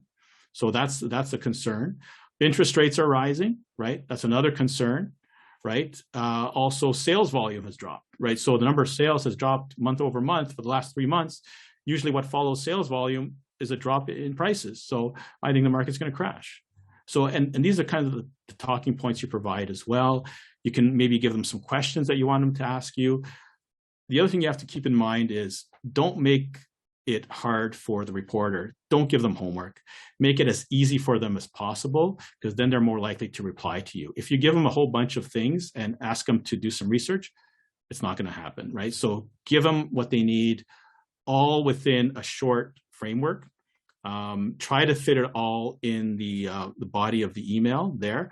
You know how when you open an email, there's a little window there. If everything can fit in that email, they're more likely to respond to you, because they don't want to scroll. They don't want to click on any links. They don't want to never include an attachment. Nobody's going to click on an attachment. They think it's all full of viruses and stuff. So just put it all to the point. And again, start off with the meat and potatoes. This is the problem. This is the solution. this is who I am, let's talk, kind of thing. That's pretty much it in a nutshell when you're pitching somebody. And then last but not least, persistence. You know, this is key to everything, right? You can send out a pitch, but most likely they're not going to reply to you, right? And then you can try sending it out again, maybe 3 days later, maybe 5 days later, and they still may not reply to you. The fortune is in the follow-up. You know, Anthony gave us an example where a bunch of time was between the last email that he sent to Karen, I think it was, and then so he replied again, he followed up. You know, I would continue to follow up, but don't just follow up with value, offer something, maybe something new. I was able to get a TV spot on a local station. I sent them a pitch and said, this is what's happening in the market right now, et cetera, et cetera. They said, well, that's great, but we just interviewed a real estate person. So maybe it's just timing. So for them saying no, it doesn't mean no, it means not right now. So we might get you on 3 months later. I followed up a month later and said, hey, you know what, the market's changing. This is what's happening right now. You know, let's talk about it. So then they call me back and say, you know what, that's great. I think it's good timing right now. Let's get you on, kind of thing. And that's, it's easy as that, right? So always provide value. No means not right now, and fortune's in the follow-up. So now that you've done your media spots or whatever it is that you've done, maybe you've been quoted in one of the online papers, et cetera, what do you do with it? Just the fact that it's there is not going to do anything for you, right? Maybe nobody's even going to see it, right? Because maybe your followers aren't going to see it. So you have to make sure that they see it. The onus is on you to promote the shit out of it, right? You have to leverage it as much as possible. Posts, stories, reels, whatever social media outlet you use, just promote the crap out of it. And I'm going to show you an example here of how you can do that. So this is my Instagram account, and I've got some stories here in the media, right? So I was featured on this Ticker News channel before and after, right? So if you know the segment's coming on at a certain time, throw in a story there. And what I love about Instagram stories is they have these awesome little stickers or gifts, whatever you can use there's a countdown timer. You know, there's all kinds of call to action kinds of things that you can put in there, which is great. So I had a countdown timer here. Okay, I'm coming on at 5 o'clock Eastern. You know, make sure you tune in. Boom. After it was there, I took a screenshot of the interview, posted it on there, showed some gratitude, and say I'm going to be back on Ticker News on Tuesday, September the 7th, right? And always tag the person or the channel that interviewed you as well, because now you're leveraging their followers, right? So they're going to tune in, maybe they're going to like it, maybe they're going to share it, et cetera, et cetera. So always make sure that you do that as well. For each one, hey, you know this guy, right? So this is what you did. Oops, what happened here? Let me go back. So again, showing gratitude, right? So thank you, RJ Stewart, for having me on a podcast, right? That kind of thing you want to show. Nikki Anna is the journalist. Inside the Story is the news, the show that I was on. And here, catch them with a hook here. Go inside the story of our real estate market. I'm not saying, hey, you know, I was on TV, guys, check me out. No, think of it as tell them you were on TV without telling you you're on TV, right? That's that whole thing, right? So give them a hook, say, hey, this is what I talk about. You guys want to tune in? Great. It was an honor to be on the show, kind of thing. Same thing here. Again, thank you, Nikki Anna, for Inside the Story and for the interview. Hashtag first-time homebuyer, right? So we talked about first-time homebuyers. What else? This is Nikki as well. You know, so a different kind of, so I took pieces of the interview and I just kept posting it. Right? So that's what you do. You have the segment. If it's a few minutes long, chop it up and just keep posting it. Repurpose that material. And put it on every social media channel that you can get, and tag people, use hashtags, you know, give thanks and give them a hook. Look at the top sentence here. Prices are only going in one direction, right? This was before the market started coming down. Prices are only going up. So people are going to be interested. Oh, what's going on here? I want to read about this kind of thing. This is a podcast I did, right? It's no joke. The market is cooling down. So right after this was in March, I believe. So in April, things started slowing down. And the reason I'm saying it's no joke is because it was April 1st, right? So I said, this is no joke. market is actually cooling down. This is what's happening. Let's tune into the podcast to find out, and provide a link to the podcast, right? I mean, obviously you can't put the whole thing in a 15-second story, but you give a link to it. And now you're driving people to your channel. And I always try to drive people to my YouTube channel. So shameless plug for my YouTube channel. I need more subscribers. So if you guys want to subscribe, by all means, do that. Here's one I did for Authority Magazine. Today's interest hike may cool the market even more, but don't worry, sellers, I got you, right? So, and I always provide a call to action. Let's talk, call me, right? Click here to read. That's important, right? A lot of people, when they're scrolling, they'll see it. Yeah, okay, I'm interested, whatever. If you don't tell them what to do, if you don't tell them what to click, they never will do that. So always give them a call to action. Here's one I did with that Bob Vila thing. And actually, an interesting story about this Bob Vila thing. I didn't even know. They didn't even tell me that they used my quote. It was something I replied to in Haro. And all of a sudden it appeared there. I had no idea. It came in as a Google alert. I was like, oh, cow, my name's here in Google Alerts. And I'm Bob Vila. I didn't even know. They never even replied to me. They didn't acknowledge me, did nothing. They just posted and took my quote and posted it. So you always got to be careful, always got to follow up. So if you're going to set up Google Alerts, set up a Google Alert for your own name as well, to make sure that if you do get on some media, if you do get some media coverage, that you know about it, because sometimes they won't always tell you, right? So what I did here is I took a screenshot of the actual article and did a little video about it. And here I am, pointing up to it. Again, tell them you were in the media without telling them you were in the media, kind of thing. I'm just talking about curb appeal. I'm not talking about myself. I'm talking about curb appeal. And this is how we get people engaged in it. And that's it. Another podcast, etc. It goes on and on and on, but I want to bore you guys with all this stuff here. I think you get the idea. So that's it there. So call to action, before and after, always give thanks, always provide value, and provide links, right? And that's it.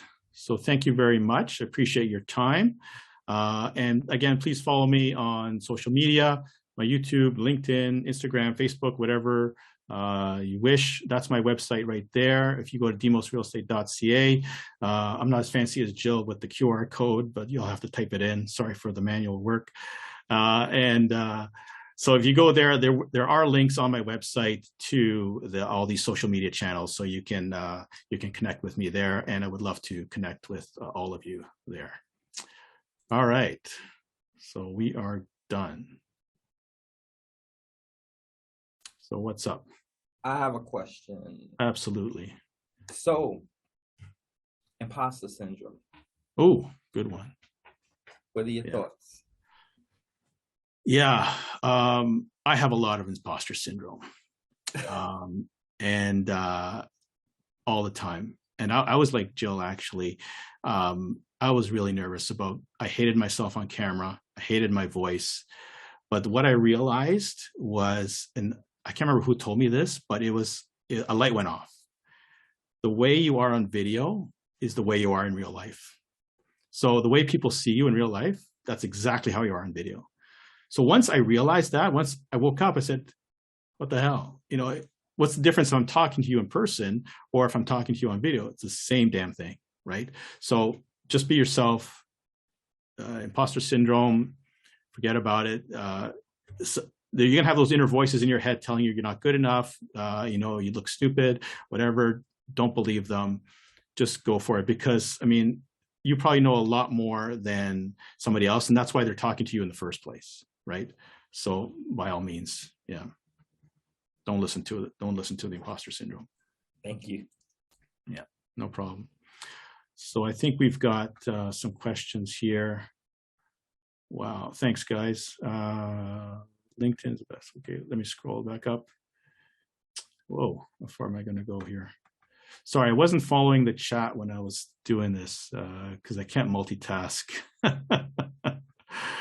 Okay, outstanding. Thank you. Great flow and structure. Thank you very much. See any questions here? LinkedIn, yeah, great. Okay, awesome. Awesome tools, thank you. LinkedIn's the best global platform. LinkedIn Navigator, yeah, absolutely, Felix. Yeah. Hi, I'm Jochen. I hope I pronounced that right. And your new student, just thought you should know. By all means, Jochen, connect with me, buddy. We can chat anytime. And if somebody wants to know more about this stuff, I just provide it to you in a few minutes. There's so much more depth you can go into. I know scratching the surface with all this stuff, right? There's courses you can take. I would be happy to refer you to the people that trained me, and because they're fantastic. They're the real deal. It's called Super Connector Media. Fantastic. And I'm going to New York next weekend, actually, for a conference with Super Connector. So it's going to be fantastic. It's going to be, and all the top speakers are going to be there. I don't know if you guys know Amy Porterfield. She's going to be there. She's a huge social media influencer. So all the big names are going to be there. So it's going to be fantastic and a great experience. Yeah, Mr. Lambros, if you don't mind, I was the one that actually posted that. My name is Joaquin, but everyone calls me Josh. Josh, okay, no problem. Yep, that's so much easier. I would love to get with you after this at some point.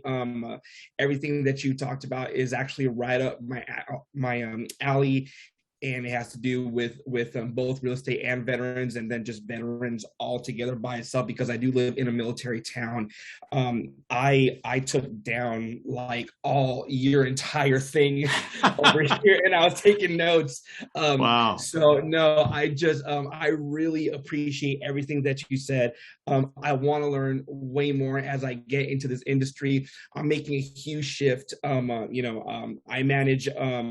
actually manage the Apple market in Fayetteville, North Carolina, through a business partnership with Best Buy. I'm shifting from that to doing my own thing.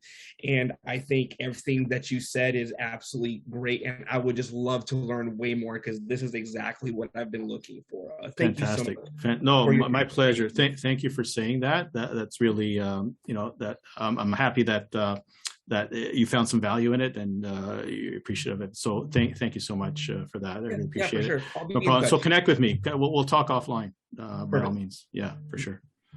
All right. What else we got going on here? Excellent info. Thank you, Jill. Felix, hi Lambros, great insight in identifying targeting list. From your experience, when do you stop following up to fill back your pipeline with fresh new leads? Can you please share some successful cadence of yours? Once again, thank you for your presentation. I followed you on LinkedIn. Thank you very much for the follow, Felix, and thank you for the question. Again, you got to be careful with the follow-up. You don't want to be perceived as a stalker, right? If you follow up, maybe 3 times and they still haven't replied to you, maybe it's time to move on, right? So I wouldn't keep at it. So you have to kind of judge it yourself that way.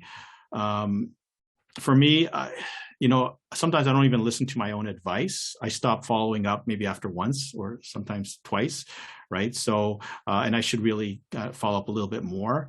But as long as you space it out, and as long as you provide value in the follow-up, I don't think there's anything wrong with doing it multiple times, like, once every couple months or whatever it is, right? Especially if you have something fresh and something new to offer them, by all means, go for it, right? Like I said, they're always looking for stuff. They're always looking for stuff, and you never know. And keep in mind, these guys in the media, producers, journalists, whoever, they're inundated. Their email box is full constantly, right? So the fact that they're not replying to you, don't take it personally, right? It's just that they have so much crap to go through that's why you have to catch their attention right away. One thing I didn't mention in the presentation that I should mention now is the subject line, how important the subject line is, right? So in the subject line, make it catchy, make it something like, say, expert predicts market crash, right? Whoa, what's that about? I'm going to open that, right? So you have to make sure that the subject line catches their attention in order to for them to open it, right? Because otherwise it might go unopened or unnoticed, right? By all means. And what else do we got here? Don't follow up like an insurance agent. That's it, exactly it.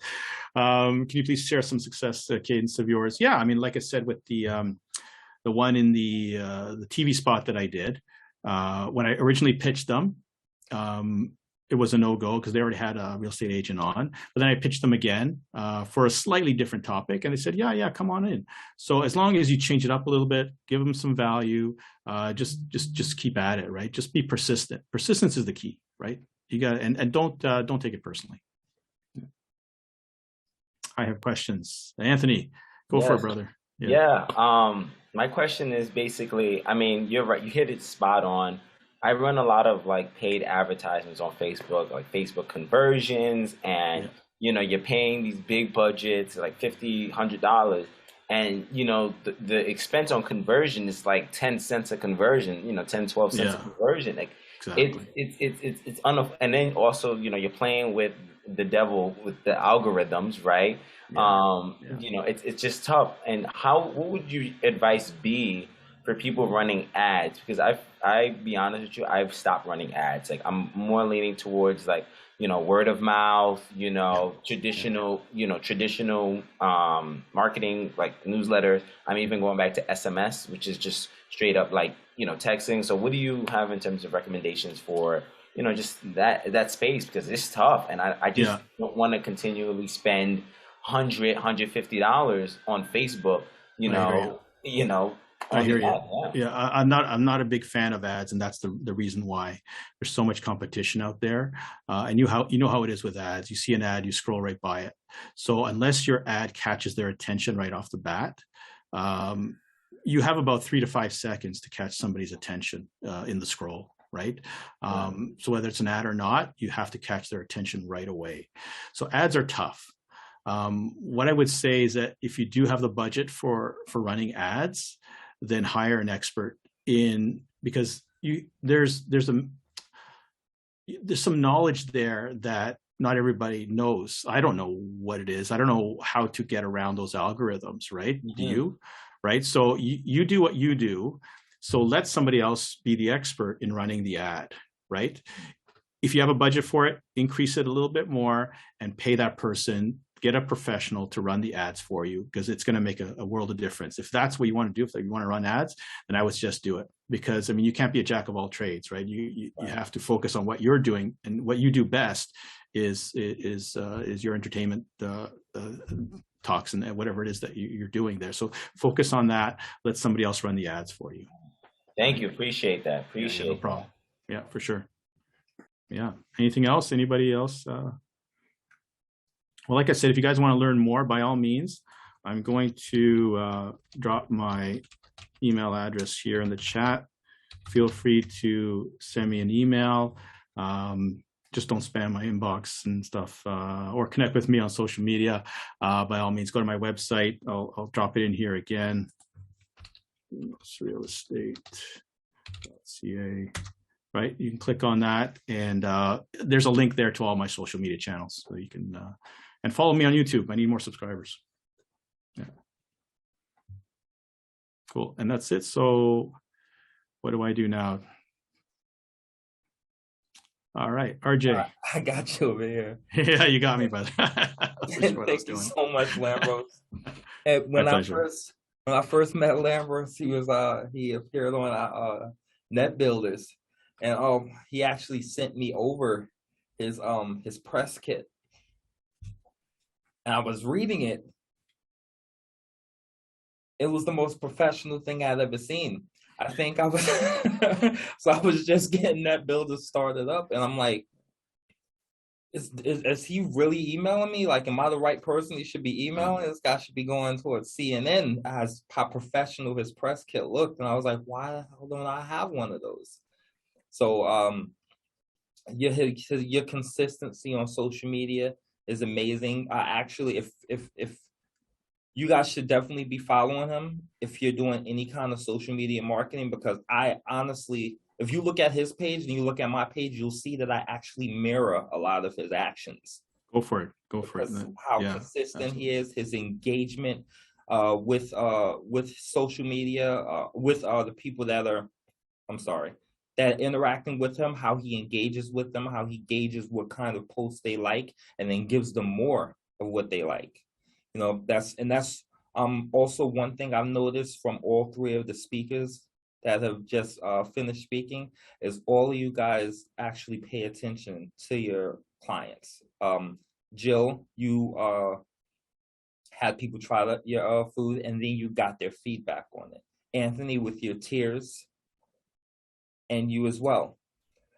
So I think that that's a great lesson that needs to really be taken from all three speakers, is pay attention to your clients. Don't be afraid to ask for feedback. Don't be afraid to ask for testimonials, and then adjust to what they love.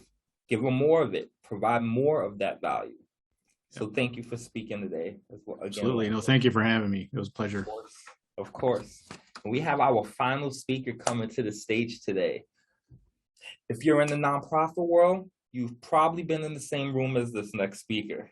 You've probably seen him in your local newspaper if you're in the Pierce County area. And after Lambros's presentation, you'll probably see him in some international newspapers now.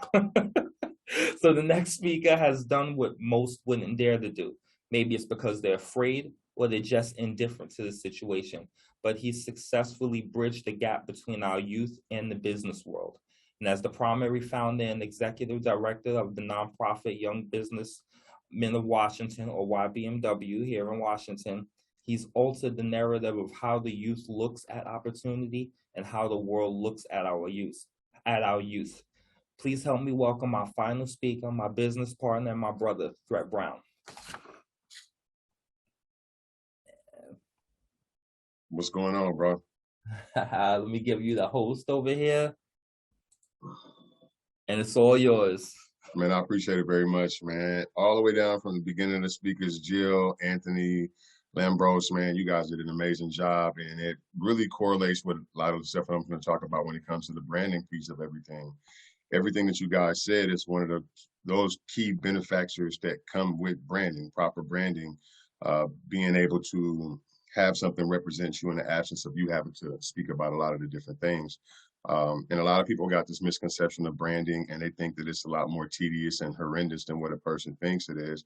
But it is about positioning yourself, and it is about valuing yourself, and it is about pivoting and understanding the space between you and your business, so that way you can actually look at what it is that you wanted to develop, create, and present, and, you know, allow it to do what it does, you know, because when we put our heart and our time and our energy into something, we do want positive outcomes. And we do want people to appreciate what it is that we put out there in the market. And, you know, which brings me down to branding. So first, I want to thank everybody that did their speech before me. I appreciated everything. I got a lot of knowledge and information from everybody. And like RJ told us, he basically told us that we have to stay in communication. And so it's important for me to stay in communication with the people that the host and the guest speakers of the day. And so I'm going to go ahead and start sharing my screen and give you a little bit about what I'm here to talk about, and pull this up right here. Now, I can't see you guys, but I hope y'all can still see me. Well, let me get this right real quick. Okay, I see everybody. Can y'all see my screen? Yep, we can see it. Okay, I appreciate it very much. And so we're going to go right here. So what is branding? Branding is a variety of different things because there's so many aspects to branding. You got product branding, you got online branding, you got service branding, you got, you know, you can list anything that you got a title to, you can put branding on it. And it'll expand and continue to expand, but the power of branding is very, very important. So we're going to break that down to my best ability of what it means to me. And I'll share a little insight as we move forward with this whole presentation piece. So my name is Thrett Brown, and what does that mean, right? A lot of people don't know me. I come from a farm town in Pleasant Hill, Louisiana. Today's current population in my hometown is about 619 people, so it's like extremely, extremely small. And I'm sure that back when, you know, the population was way smaller than what it is today. You know, over time, communities expand, and so for my community back home to expand into 600 something people, then that means there's a lot of growth, right? So and that was something crazy to me when I actually Googled what my population was. But coming from a farm town, I come from a single parent home. I got 3 sisters. a brother that's on my dad's side. Never met my father, and I'm sharing all this information just so you know a little bit about Thrett Brown. I don't come from an entrepreneurship-driven family, so a lot of people don't understand what it consists of when a person is presenting or creating and looking to provide sustainability and self-sufficiency for yourself and to create a legacy or leave a dynasty for those that come after you. You know, it's complicated, the entrepreneurship world, for people that are so hard driven about employment, about work. And I don't have an issue with working, and I commend a lot of people that are hard workers, because in order for me to be in the space that I'm in, I had to create some sense of work etiquette. You know, it's hard to say that you want to be a CEO or boss and you don't have no sense of work etiquette, because people tend to want the hardest workers but never worked hard a day in their life. You know, I was formerly incarcerated, and what I mean by hard workers, I worked in the kitchen in the institution for 4 years. I did pots and pans in the dish room, hot water, and for 35 cents an hour, you know, my raise was 50 cents, you know, so I was making 50 cents an hour, and that's full time, day in and day out for 4 years. And so that taught me a lot about myself. So when I was released from incarceration, I vowed to myself that I won't work another day in my life for anybody else, if I already committed myself to showing that I'm able to do hard work because I'm able. And so now I moved on, and I didn't have a high strength of education because I realized in the entrepreneurship world, you don't really need the education. You just need to know what it is that you want to do, and how determined are you to be great at what it is that you're going to do. Research is very important, just like everybody from the group that I spoke said. You know, you have to have the ability to research what it is you want to create and provide for people, so that way you can provide the right information to people, but you can receive the right information to make yourself better in the market that you're in. So me advancing, I'm gonna move forward. So that's a little bit about me. And if you want to know more about me, you will know more about me. Just stay connected and follow up. So the next slide is, so when you look at this right here, I want to try to move this little bracket down here if I can. You know what? I'm not even going to mess with that because I might mess up something. So when you look at these logos right here, a lot of the people that are looking at these logos, if you don't know me, then you're going to be like, I don't know what those are. Never seen them a day in my life before. And that is true. You never seen these a day in your life before. So I'm presenting these things to you. These logos are very dear to me because these are brands and these are businesses, so these are organizations or entities that I believe should be on the high street market and should be presented to a lot of people on a larger scale. So by me presenting these things, it's moving into the identity of branding. I've just demonstrated the first effort of branding to people. I'm showing you something that you've never seen before. Now, it's a responsibility of the person to be able to find value by researching each one of these entities if a person had the opportunity to. So from a marketing standpoint, I'm allowing myself to be present for my people that I'm in collaboration with in business and present them in spaces where they're not present, they're not there, they can't advocate for anything that I'm showing, but I'm able to show to people that there's other brands, businesses, and things that are out here. There's a lot of competitors and a lot of competition out there. And if we can't compete with the competition, then we're going to always be outed. You know, one of the key things that comes down to branding to me is like finding your niche, you know, and when you don't have a niche, then you might not be as successful as you would want to be. There's something that you want to do that somebody's already doing. And honestly, there's something that you want to do that a lot of people are already doing. So what separates you from those people? We talk about barbers. If you want to be a barbershop, I'm going to use Jill, for example. Jill's a plant-based cooking consultant. And then we ask ourselves, how many of these type of people are on the market? It's a lot of people. So what is Jill going to be doing to separate herself from the multitudes of people that are out here? Net Builders, that's a web series that does interviews with small businesses, entrepreneurs across the world. There's things that are already taking place like that. You know, Patrick Davison, you know, these are people that are already interviewing successful people. So what is he going to do that'll separate him from a lot of the peoples? And one of the things that I can say about RJ Stewart is that the thing that he's doing is that he's shining a light on a lot of small businesses and a lot of entrepreneurs and putting them in a space that blends with extremely successful people, you know, so that puts us on an equal playing field with other people that are successful in entrepreneurship, which is a strategy that many people won't do, because if you're building a brand, the first thing that people want to do is go and find household names. If you can get household names to participate in something that you have going on, then that creates value for your establishment or for your product or for your brand because of the person or the thing that you incorporated into what it is you're doing. RJ's took a direction that says, I want to empower those businesses that don't get the acknowledgement, that don't get the recognition that they deserve, and then put us on a pedestal and a platform that allow people to see something fresh and something new. That's a branding strategy that he presents for people like myself. So I'm gonna get off of this whole piece right here with all of these things. I'm just showing you this so you can see this is what represents you when you're not representing your physical self, right? This is your brand. Logo branding is very, very important. And I'm gonna break it down further, but the two branding perspectives that we're gonna cover today is gonna be personal branding and business branding.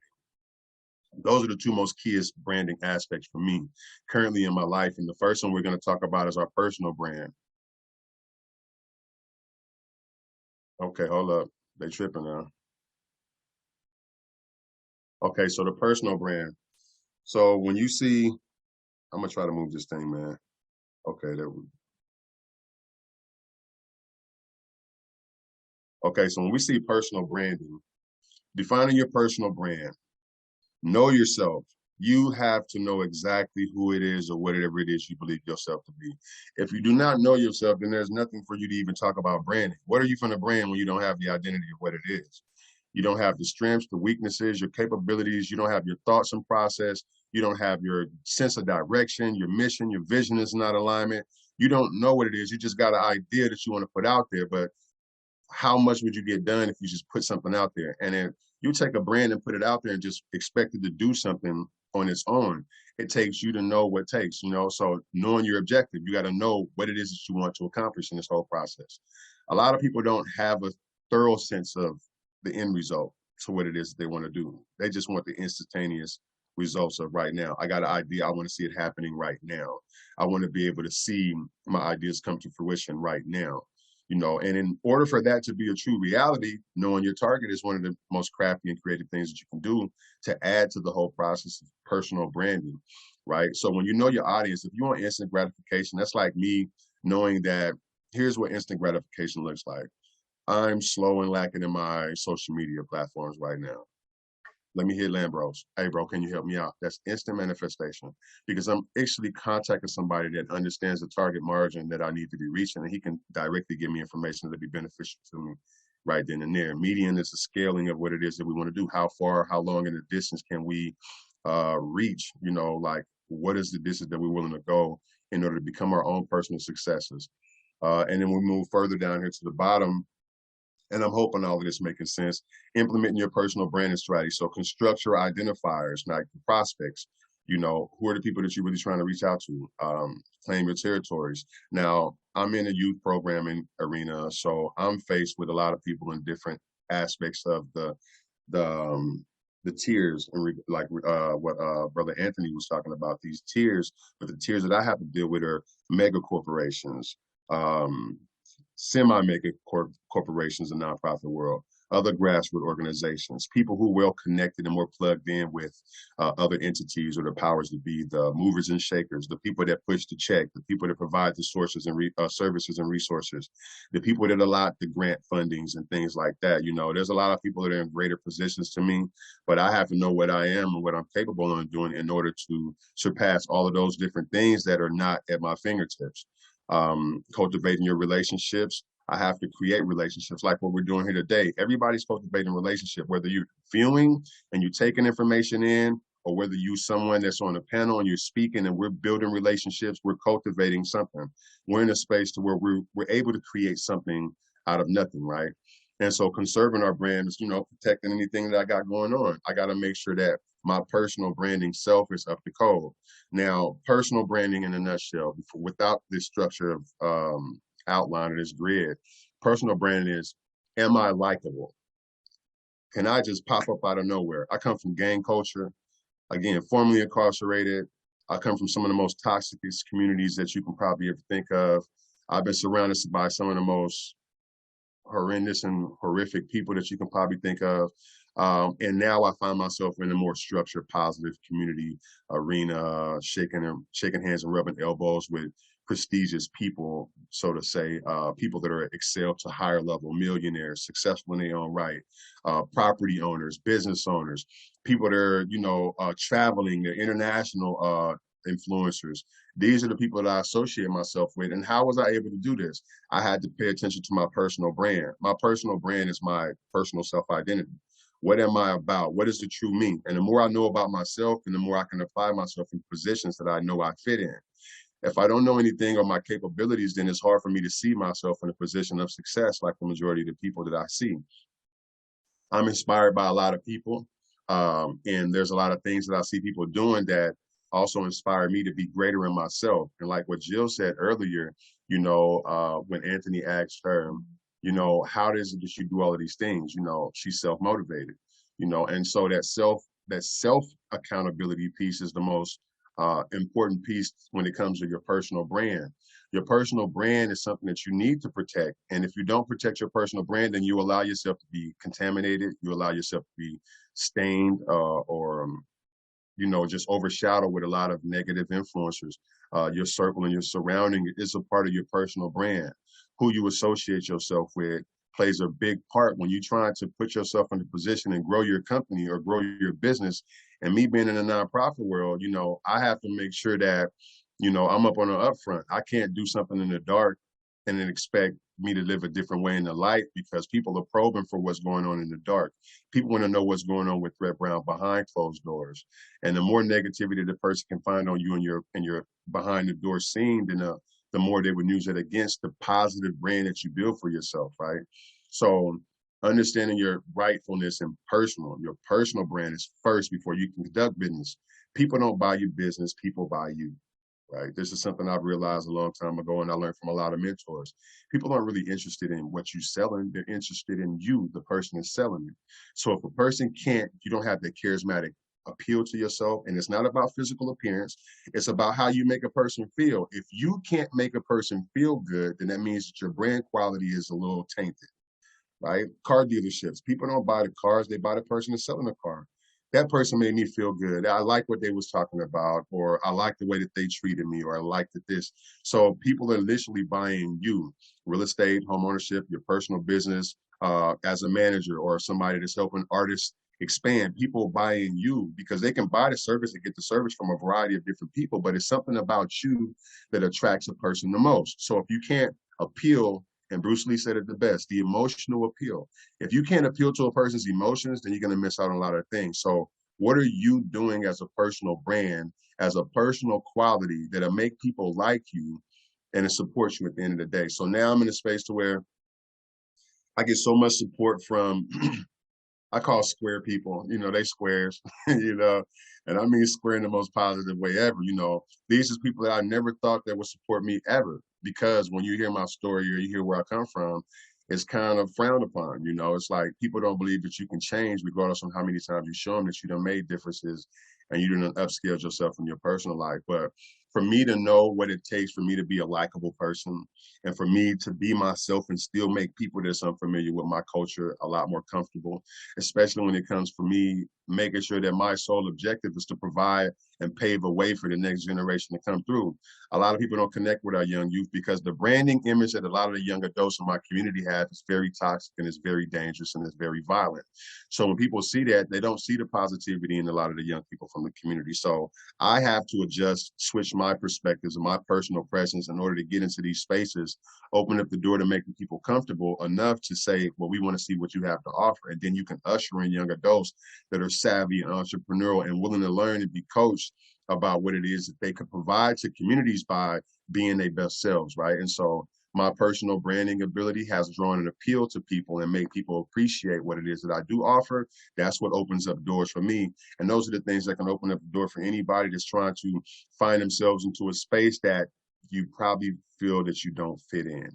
And then the next slide that we're going to go, so that's personal branding. And so the next one comes to, it's the same alignment. It comes with the same church, the same instructions go for your business branding. Now that you're in a space and you're conducting business, getting into a space is one thing, but to have your business operate and move in a way that makes people respect it and understand your business without you having to talk so much about it, and like Lambros said, the elevator pitch piece. Your branding logo or your branding slogan or your brand is your mission statement. Those things represent you in your absence. you know, and again, knowing yourself and knowing what you want allows you to create content and create information that'll be digestible for a lot of people. A lot of people produce and they put a lot of information out there, and it becomes so massive that a person don't even want to deal with it. I like listening to what you said, Lambros, when it's like the first 5 seconds, people are, you know, interested or not interested, right? So when it comes to the business aspect of these things, you know, what is it about your business that separates the other people? Okay, you got a plant-based service that you offer. Oh, I know 30 of those. So what about you and your business sets you different? And the more you know about you and the more you know about your competitors, then, you know, the more you know you're able to curb that and redirect yourself and put yourself in a more structured and powerful position. Branding is very important for a lot of different reasons. And so when you're looking at moving your business into a space, you know, how does it look? What should you do next?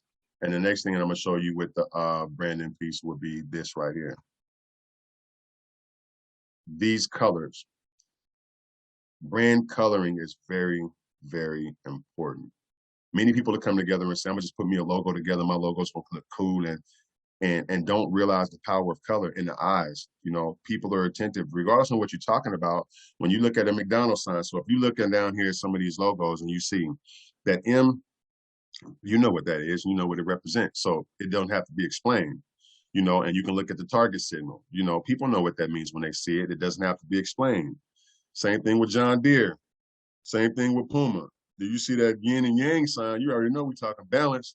So these things will trump you in anything that you're talking about doing. And a lot of the things that they're doing, it took time and energy and precise and consistent strategies around getting the right color, getting the right tone, getting the right features for the appeal to a person's eye. Because again, this is something that people are going to see when they don't have a position to talk to you to explain to them what it is that you're offering a person, right? Your business, your brand has to explain itself in your absence. People will see CNN and you know exactly what to expect. You see Netflix and you know what to expect. And Netflix knows these colors because of the identifications that come with it. You can look at it. Optimism, clarity and warmth is a yellow tone. Friendly and cheerfulness and confidence is this orangish color. Excitement, youthful and bold. Creative, all of these different things identify. So understanding the color patterns in your branding is very important. You got secondary, primary colors in your strategies when you're defining and creating your logos. So don't really put something together because you like it. You got to really get out the building and ask the people, you know, be strategic, create certain designs and allow a small group of people to give you feedback on these things because that stuff helps. And I learned that whole strategy in school when I attended TCC Community College. That's me branding right now. I'm branding TCC, you know, Tacoma Community College. You know, this is, you know, opportunity for people to know more about what it is that I'm talking about. So what I learned in the school was getting out of the building. A lot of the times we'll set a price for something and we don't realize that how are we basing this price? A lot of times we base the price on what it is that we feel like it's going to cost. So I put together a t-shirt and I'm gonna sell my t-shirt for $45. They say, why would you sell your t-shirt at $45? And we will say, because Nike's selling their t-shirts at $45. The average time we come back, well, you're not Nike. So you don't predominantly have the same energy that Nike has unless you don't create an appeal about whatever it is that you're distributing or you want to market or you want to sell. The moment that you can make a person enjoy or like whatever it is that you're offering and ask. And when I was in class, it told me, create a price range for a product, right? So I create the price range for my product. So I take my product and I share it amongst 10 people that I really don't know, right? And I get the feedback. How much would you spend for these shirts? And so I get the price range of the people that come back. The majority of the cost that a person will come in that range, and I'll start pricing my bases at that. Then I would take that and I would price range it to another group of people. So that way I ask another group of people off of the information I got from the first 10. The first 10 people that gave me a price range between $35 and $40 what they would spend for the shirt. So I take the $35, $40 and I ask another group of people, would you spend $35, $40 for this shirt? And the feedback that I got from those people is either yes, no. The majority that say what they would spend, then that's what I go with and I place my prices at that. A lot of the times we create a price to something and expect people to buy it, but if a person don't understand the quality of what it is that they're purchasing, then it's going to be hard for you to sell that to any people. But again, knowing your market and branding yourself in a space where people can appreciate it because you know what they want, you know what the supply and demand is, then you're in a better position to present and provide what it is that the person's asking for. So understanding the strength and the color tones of branding is very important, because this is, again, what captures the eyes of the people. So be strategic when you come to creating this piece. Okay, so the other thing that I'm gonna bring up is that, let me keep track of time, that you can keep up to date, is that you can start creating or developing or improving your brand strategy by focus on these 3 core elements of brand: promise, position, and performance. These elements are referred to as 3 brand Ps. A brand success depends on how well these elements are defined, planned, and executed. The promise: when a person sees something, if you're attaching something to your brand, if it's a supply and demand, and your brand says, also, anytime you see us, you know that we show up and we provide the services. You got to honor that promise to a people, because the moment that you start to slide away from what it is that you honor, promising people, and you don't start delivering the way that you say you will deliver, then you start to get dings and dirt stains all on your brand. So the moment that people start to see that logo or whatever it is that you got hanging and swinging around in the mist, the more people are going to be uncomfortable to support that, or even support you further, even refer you or tell other people about what it is that you're offering. When people see that brand, again, this is the power of, and I'm just speaking about logo branding right now, right? We're just talking about your design. When you see that big old Nike check, there's no question, and you know what time that is. You're either going to buy it or you're not, you know. They don't have to speak. They don't have to represent, because it explains itself. So whatever it is that you're creating, any logo that you have, you posted it on your social media. If your logo is your profile page and you're not living up to your promises, then people are going to recognize that and blow past it every time they see it. A person won't give you a second thought when they see that symbol and say, I remember that they said they was going to do this and it doesn't happen. So nope, don't even give you a second chance. And you don't want that relationship with people. So make sure that you promising yourself. I mean, you keep your promise to your audience, and you keep your promise to your clients and your consumers, or the services that you say that you provide. Make sure that you're keeping yourself up to code. And understand one thing, that time and presenting and putting things together, there's time and error, and sometimes things do fall off. But the maintaining of your basis of your promises also thorough in communication. If for whatever reason you can't honor what it is that you agreed to do for a person, to protect your brand, communicate with the people. I've learned that the hard way. You know, sometimes if it didn't work, I'll just keep it pushing, right? I don't got time to try to explain this to anybody. That's because I'm not understanding how powerful the brand is, how powerful this symbol that I represent, that represents me, would be to the people that are seeing it, right? And so communication to people when I feel like I don't feel sure. And I've learned that by communicating with the people that are supportive of you, they are very accepting to that, right? People would give you chance and second chance and third chance. Just don't allow yourself to be asking for chances every single time. That's why know what it is you want to do, know how you're going to do it, know your execution strategies, and implement that to provide the services and the things that you want to offer to the people. Positioning is very important, because if you created a brand, if you're sitting in your living room and you got an idea that you want to put out there, right? And you got to know the avenues that you need to take, and realistic avenues. You know, you can't want $1 million and meet Jay-Z, for example. I want to meet Jay-Z, and you think you're going to just pick up a phone right now and call Jay-Z and get a connection with him. You got to understand, how do I make it that far? And then you got to be a likable person, or you got to be a person of some quality that as you're making these phone calls or you're reaching out, that you appeal to the people that you're talking about, or you have enough information that vests you in a space where the people would accept what it is that you're speaking about to position you and take you up the ladder, right? So if you're not positioning yourself, and I'm going to break that down a little further before I go into the next slide. So position is very important. You got to know your angles, like with a photographer. In order to produce the greatest photos, you got to know the shadow shades. You got to know where the light is supposed to be at. That's your position. If you want a greater quality picture of yourself, or people to respect and acknowledge your brand, you got to position yourself to where you're not in the shadows. You got to position yourself to where you're not being cropped out of this presentation that you're giving to people. You got to make sure that you're in a position to where the quality and the resolution to your business or your brand is the truth and honor that you keep behind what it is that you profess in your message. If your mission is to get a person from point A to point B with no distractions, then make sure that you get a person from point A to point B with no distractions.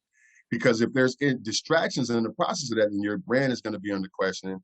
And the more that you can't correct that, then less people are going to support you. And the less people support you, the less you're talked about. And the less you're talked about, then the more irrelevant you become.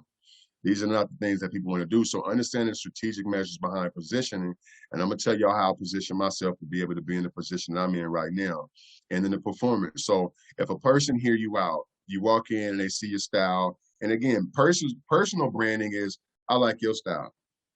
You pretty well put together, charismatic, you're handsome, you're charming, you talk good, you know, your business plan is structured, you got all of these things working for you. So now that I like the things that I see about you, and you're here at my front door, so the performance. So now when a person say, you got the green light, what can you do? Then you have to execute. You know, you execute, and this is how you preserve your brand, or this is how you destroy your brand. Because if a person say, damn, I never thought I would make it this far. Okay, so now that you're here, it's time for you to perform. And if you can't perform or produce, then you're going to miss out on your opportunities. So again, knowing yourself and knowing what it is that you want to cover is the most important part about everything. Me, I'm very known in my community. I'm very well known in my community in both aspects, from the people and from a city level, right? From a community and from a county level, okay? I've been positioned to shake hands with some of the people that are doing life in prison and the mayor of Tacoma, right? So, and I got organic relationships with both of these parties because of my positioning. I promised myself and I promised the young adults that I work with that we're going to pave a way and we're going to make something happen. This is my promise. Now, it took time to get to where we're at right now, but we're in the space that we deserve to be in because of the way that we position ourselves. If we knew that there was an event taking place, one of the things that we do for brand positioning ourselves is to make sure that we show up. We have our colors, we have our logo, we have our flyers, we have our ability to communicate, talk about whatever it is that we're going to talk about, and answer any question that we feel like a person is going to answer us. We're able to perform, we're ready to do all of these things.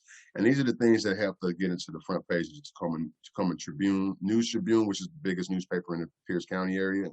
We've been in that newspaper twice. We've been in the Tacoma Weekly twice or three times. Our first Business Examiner from the South Sound paper, we've been in there. We've been in military newspapers. And I'm saying all of that to say, like what Lambros said, it's not that I'm saying about me, I'm just telling you that we position ourselves to be seen, because the powers that be are people that don't really scroll through social media. These are people that still follow the news. So if we're looking for funders and we're looking for people to invest into us, then we got to start tapping into the space where these people are occupying space. So tapping into the newspaper, a lot of people, it's not as easy as a person would want it to be to get into the newspaper because of the great stories that are out here, the lot of things that are going on in the community. So if you can't make noise amidst noise, then you're not going to get heard. So me knowing that my personal brand is to, you know, I'm a pretty straightforward person. If I want to accomplish something, I'm going to accomplish it. If I feel like I need to be in this space, and I'm going to be in this space. A lot of the times when we get into these predicaments, you know, and a lot of times I done projected and put myself out there, you know, it stepped on a few toes in here and there, which is still a position for me to go back and mend those relationships and make right of what would be considered a wrong thing. But I've been in a space of over 400, 500 people, and it's all powerful people up in here. And when I sense something going wrong, I just stood up in the midst of everybody and just projected very verbally and very direct. That branded my personal self, right? That let people know who I am and what I'm about, what I will tolerate and what I don't tolerate. And so that helped me out in my career, but it also put me in a position to where a lot of people don't respect that. And those people that don't truly respect it are the people that make things happen for you on a financial and a grant or a funding perspective. That's when I have to brand myself personally back to my people in the community. I have to more so remain appealable to my people. The people in the community is the ones that I need to be appealing to, because at the moment I lose sight and the trust of the people, then it doesn't matter about the higher ups. You know, the people that are in the bigger positions. It doesn't matter about these people if the community doesn't like me. So me positioning myself for community to be a good servant and a good steward of the community and pave the ways for the young adults to be self-sufficient and put themselves in the space to where they can grow is the most powerful contribution that I can create. And this is what I use for my personal branding. So to align and be likable by people that are in power, because a lot of people that are of age or older, seasoned and successful, it's this thing they call ageism. And ageism is something that disallows a lot of young people to be present, to present, and produce a lot of their greatest qualities that they can offer because, they're young, they're young kids and stuff, you know. So me being able to open up a gateway for the young adults to produce their brands. You know, a lot of the things that they want to offer is their services and the quality of their services. And if given the opportunity, people to realize how powerful and beneficial that generation of people could be for them. The last piece that I'm gonna share before I stop ranting is, again, so just like what Ms. Goubeaud said, you know, this is our QR code. And if anybody has the time and energy, then please feel free to take a picture of this. I don't know if it'll show up, but if it doesn't, then I'll figure out another way to make sure that it can get to you. But this is defined, and again, me branding this is me branding everything that I'm about. This allows you to understand our direction, the website, booking us, enrolling into the program, registrations, just finding out more content and information. Take yourself serious when you start to focus on your brand. Your brand is very important. Your personal brand is most important. In order for people to like your business, they must first like you. Google me. You feel what I'm saying? This is how big it gets for me. So people ask, you know, what are you about, or what are you, know? And I don't got time to explain that. Now, I'm not big. This is the first time I've ever said just Google me, but I'm just demonstrating something. For a person to be able to look at this and say, okay, I'm gonna Google this person. By you Googling, you're gonna see everything that I'm branded about, my personal brand and my business structure brand, right? This allows a person to enter into my business world and my personal life, what my values, my morals, and my principles are, what direction that I'm headed in, and the things that I want to accomplish in community. My primary task is to pave a way for the next generation. A lot of people are afraid to do that because of the jeopardy that they put their own jobs in. When you start building young adults up and they become more savvy than you are in your field, then you have a potential of losing your job. And this is the reason why a lot of adults don't allow young adults to get on that bigger playing field, because their jobs are in jeopardy. I say it's, positive combat or whatever. You know, it's great competitive spirit, you know, pull the younger generation up. If you feel like they outdoing you, then start doing a little better.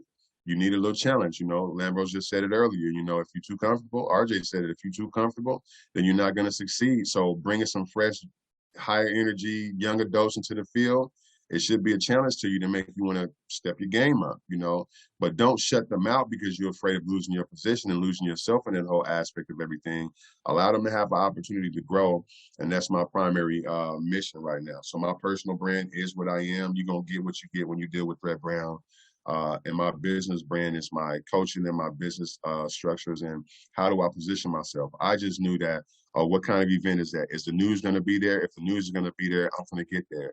If it's hard for me to get the news, then what am I able to do to make sure that the news recognize me without being offensive to other people? You know, and from there, you decide a decision. There's no way at this particular time that I can be somewhere and let's say a president of the United States is in a space, and if I'm in the same building, there's going to be something I'm going to do. I'm going to be able to get over there close enough to this person so that way we acknowledge each other, you know, but whatever that looks like without being harmful or foul to nobody, I'm going to make that happen because I'm that determined and I'm not here to be a nobody. And the last thing that I'm going to say before I open up for Q&A is that we live in a world where we are now the ancestors and we are history in itself right now. A lot of the studies that we do is because of people who branded themselves 2,000 years ago. You find some of the greatest philosophical information that a person can give from philosophers from 2,000, 3,000 years ago, right? So we study these people from centuries ago. So then we ask ourselves, well, tell me about somebody that you don't know that was in the history. There's nothing that you can tell a person about somebody that nobody spoke about from the past. So what are we doing today in order for us to be spoken about in the next 2,000 to 3,000 years? If you're not branding yourself to make an historical impact, then you're not living. Life is based off of how far can you carry your legacy. It's not about what we're doing today because we pride ourselves on knowledge, research. What are we researching? We researching things that have already happened before. We're researching people that have already provided us knowledge before. The greats have already done the conversation. They have already built the pyramids. So what do we know about people that built pyramids? If they're not identified, then there's nothing that we can talk about. If there was people that was pulling this stuff up to the slides, who are they? And if you can't define those people, then they never existed. So in your brand quality of today, in your profession of today, whatever field of business that you're in, or whatever personal brand as a personal person that you are right now, you have to do something that's going to make a bold statement to make sure that you're talked about for the next 1,000, 2,000 years. Because when we grow our businesses, we want to know how it was done in the past and apply that lived experience to our current day. So become somebody in the future by becoming somebody right now. And that's my spiel, man, for Q&A. And I'll turn it back to any Q&A and questions that people have to ask. I have, what did you say? Become someone of the future by what? Becoming someone today? I just made that up right there too. No, but that was hard though. I felt that. Yeah, right. I felt it. So basically, becoming the future, become the future by becoming somebody today. Good. I like that. Heck yeah, we have to, man. I mean, because when we honest with ourselves, what happens? The first thing somebody do is say, hey, man, look, read this book. And then you get to open up the page and it's like, this is written by somebody over 1,500 years ago. You get what I'm saying? So if this is 1,500-year-old information, what are we doing right now that's going to make sure that we done left a mark for somebody to read on us 1,500 years from now? A lot of people aren't doing that. Most people live their life and talk about, well, I'm just here to live my life. No, you're not. Because if you're here to just live your life and you're not in the end result, you know, history is about expanding the knowledge of what you have to offer. We all blessed people with gifts and jewels right now. If our jewels can't be carried into the future, if the legacy of people that come after us can't say, hey man, this quote by so-and-so, it was so hard. Like what we talking about, this 2020, this is 2022, is, what is it, May, April? Whatever it is, it's the 7th. It's the 7th on a Saturday. I said, become the future by becoming that thing today. Now, if this can carry on into the future of 1,000 years from now, that's powerful. I'd have accomplished something, and I feel like that's what we should always be doing. We're not just in business to be successful today. We're in business to be studied on in the future. We need to be a college course. That starts with branding yourself today.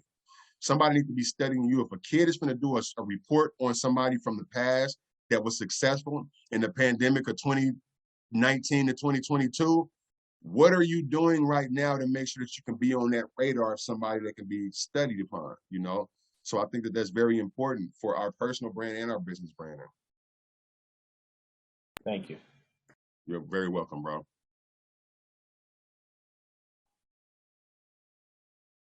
If there's no questions, then, you know, I appreciate the spiel. You have a question from Felix in the chat.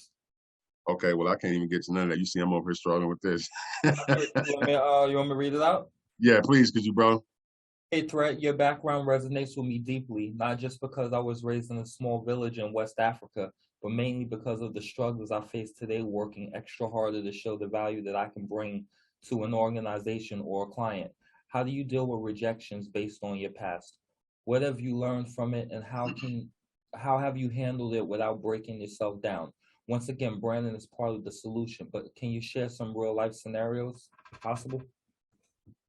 Okay, I'm going to be transparent. I wish I could just get this thing back up to my regular screen. Can y'all even see me? Yeah. Okay, so boom, if y'all can see me, it doesn't matter what I'm looking at. So, great question, my brother. Seriously, great question. And I'm gonna say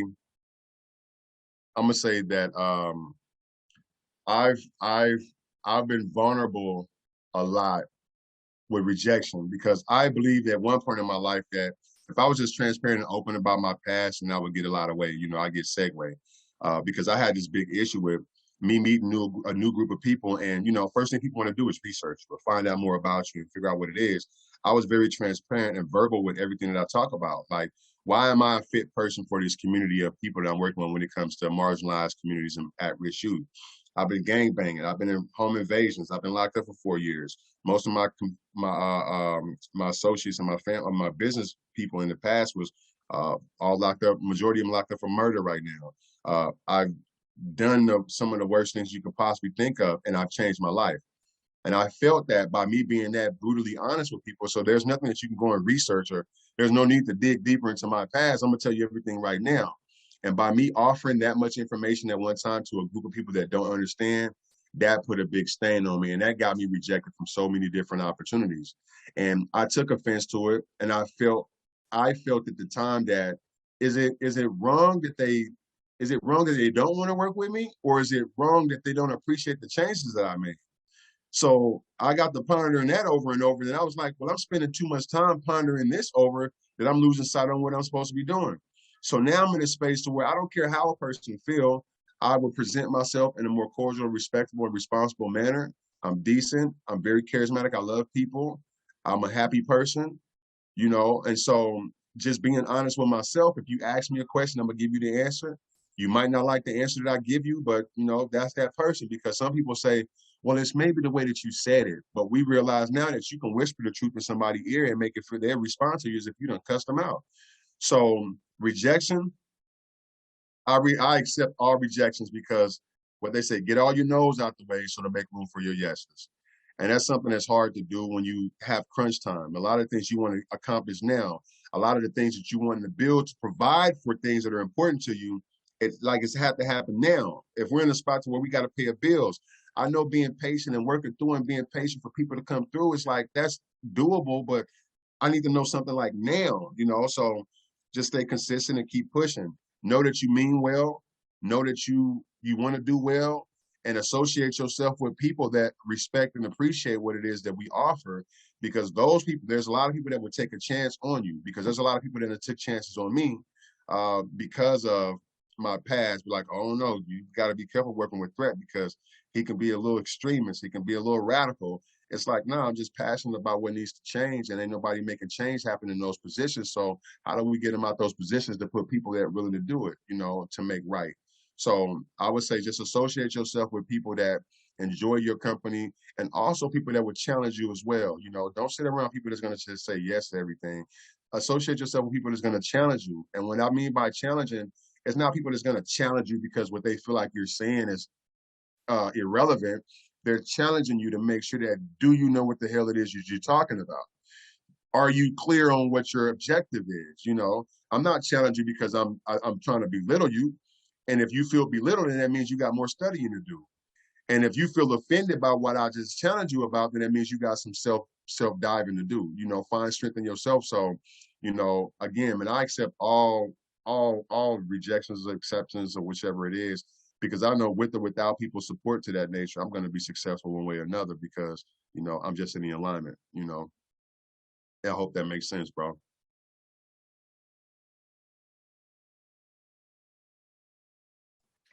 I love how you said, get all your no's in now so that you can make rooms for your yeses. That's spot on, man. I love that.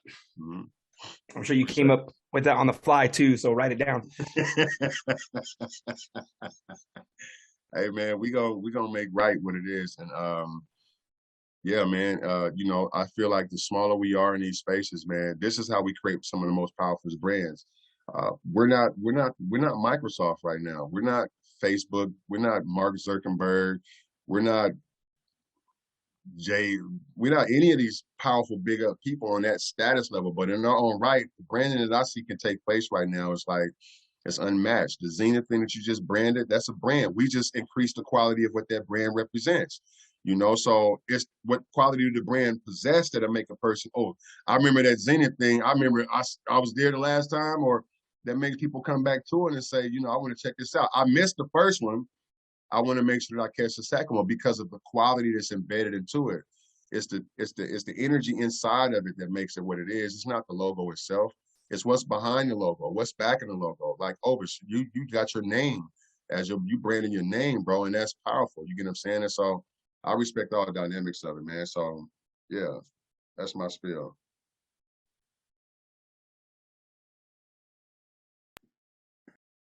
And I love talking, so yeah, please clap it up so I can stop talking.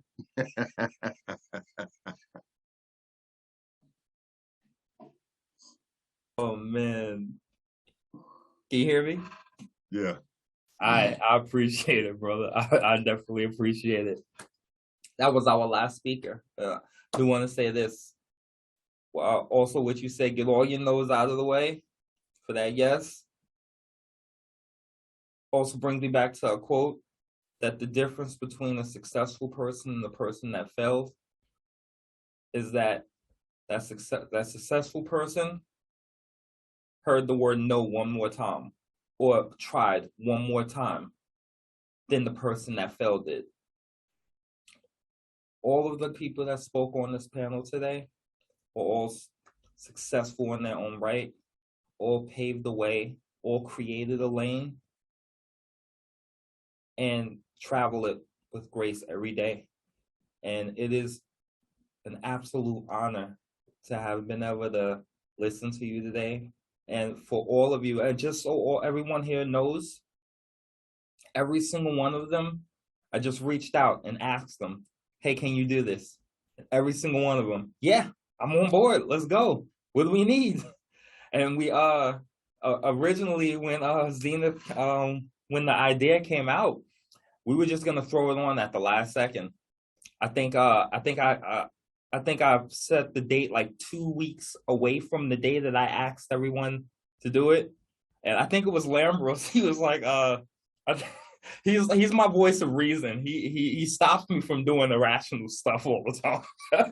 He's my voice of reason. He was like, hey, don't you think that that's a little bit preemptive, a little fast? Like, a little too soon. And I was like, no, we just got to do it right now. So every single one of the entrepreneurs here, every single one of them took the time to create these presentations, to put together this value. And I can't tell you how much I appreciate it. I appreciate you being here. I appreciate the time. I've learned so much. I'm sure everyone here has learned so much. There will be a memorabilia event booklet that goes out to everybody here. I have all of your email addresses already as you registered. It will highlight the speakers. It will highlight the top talking points. It will have every one of the speakers' contact information in there so you can reach out to them as well. And that booklet will be done before Wednesday, because I still have some more stuff to add now that we actually have done the event. This is going to be an annual event. We're just going to keep going. Thrett tried to talk me into doing it monthly. Oh, man. No way. No way. I almost went crazy with this, and we had 3 months to prepare. You should have seen me this morning. A lot of coffee. But thank you all for being here. This was great. I look forward to doing them more. You guys all stay in touch with each other. These are not just summits. These are networking events. Stay in touch with each other. Build stuff, because your net worth is defined through your network. All right? Thank you all for being here today.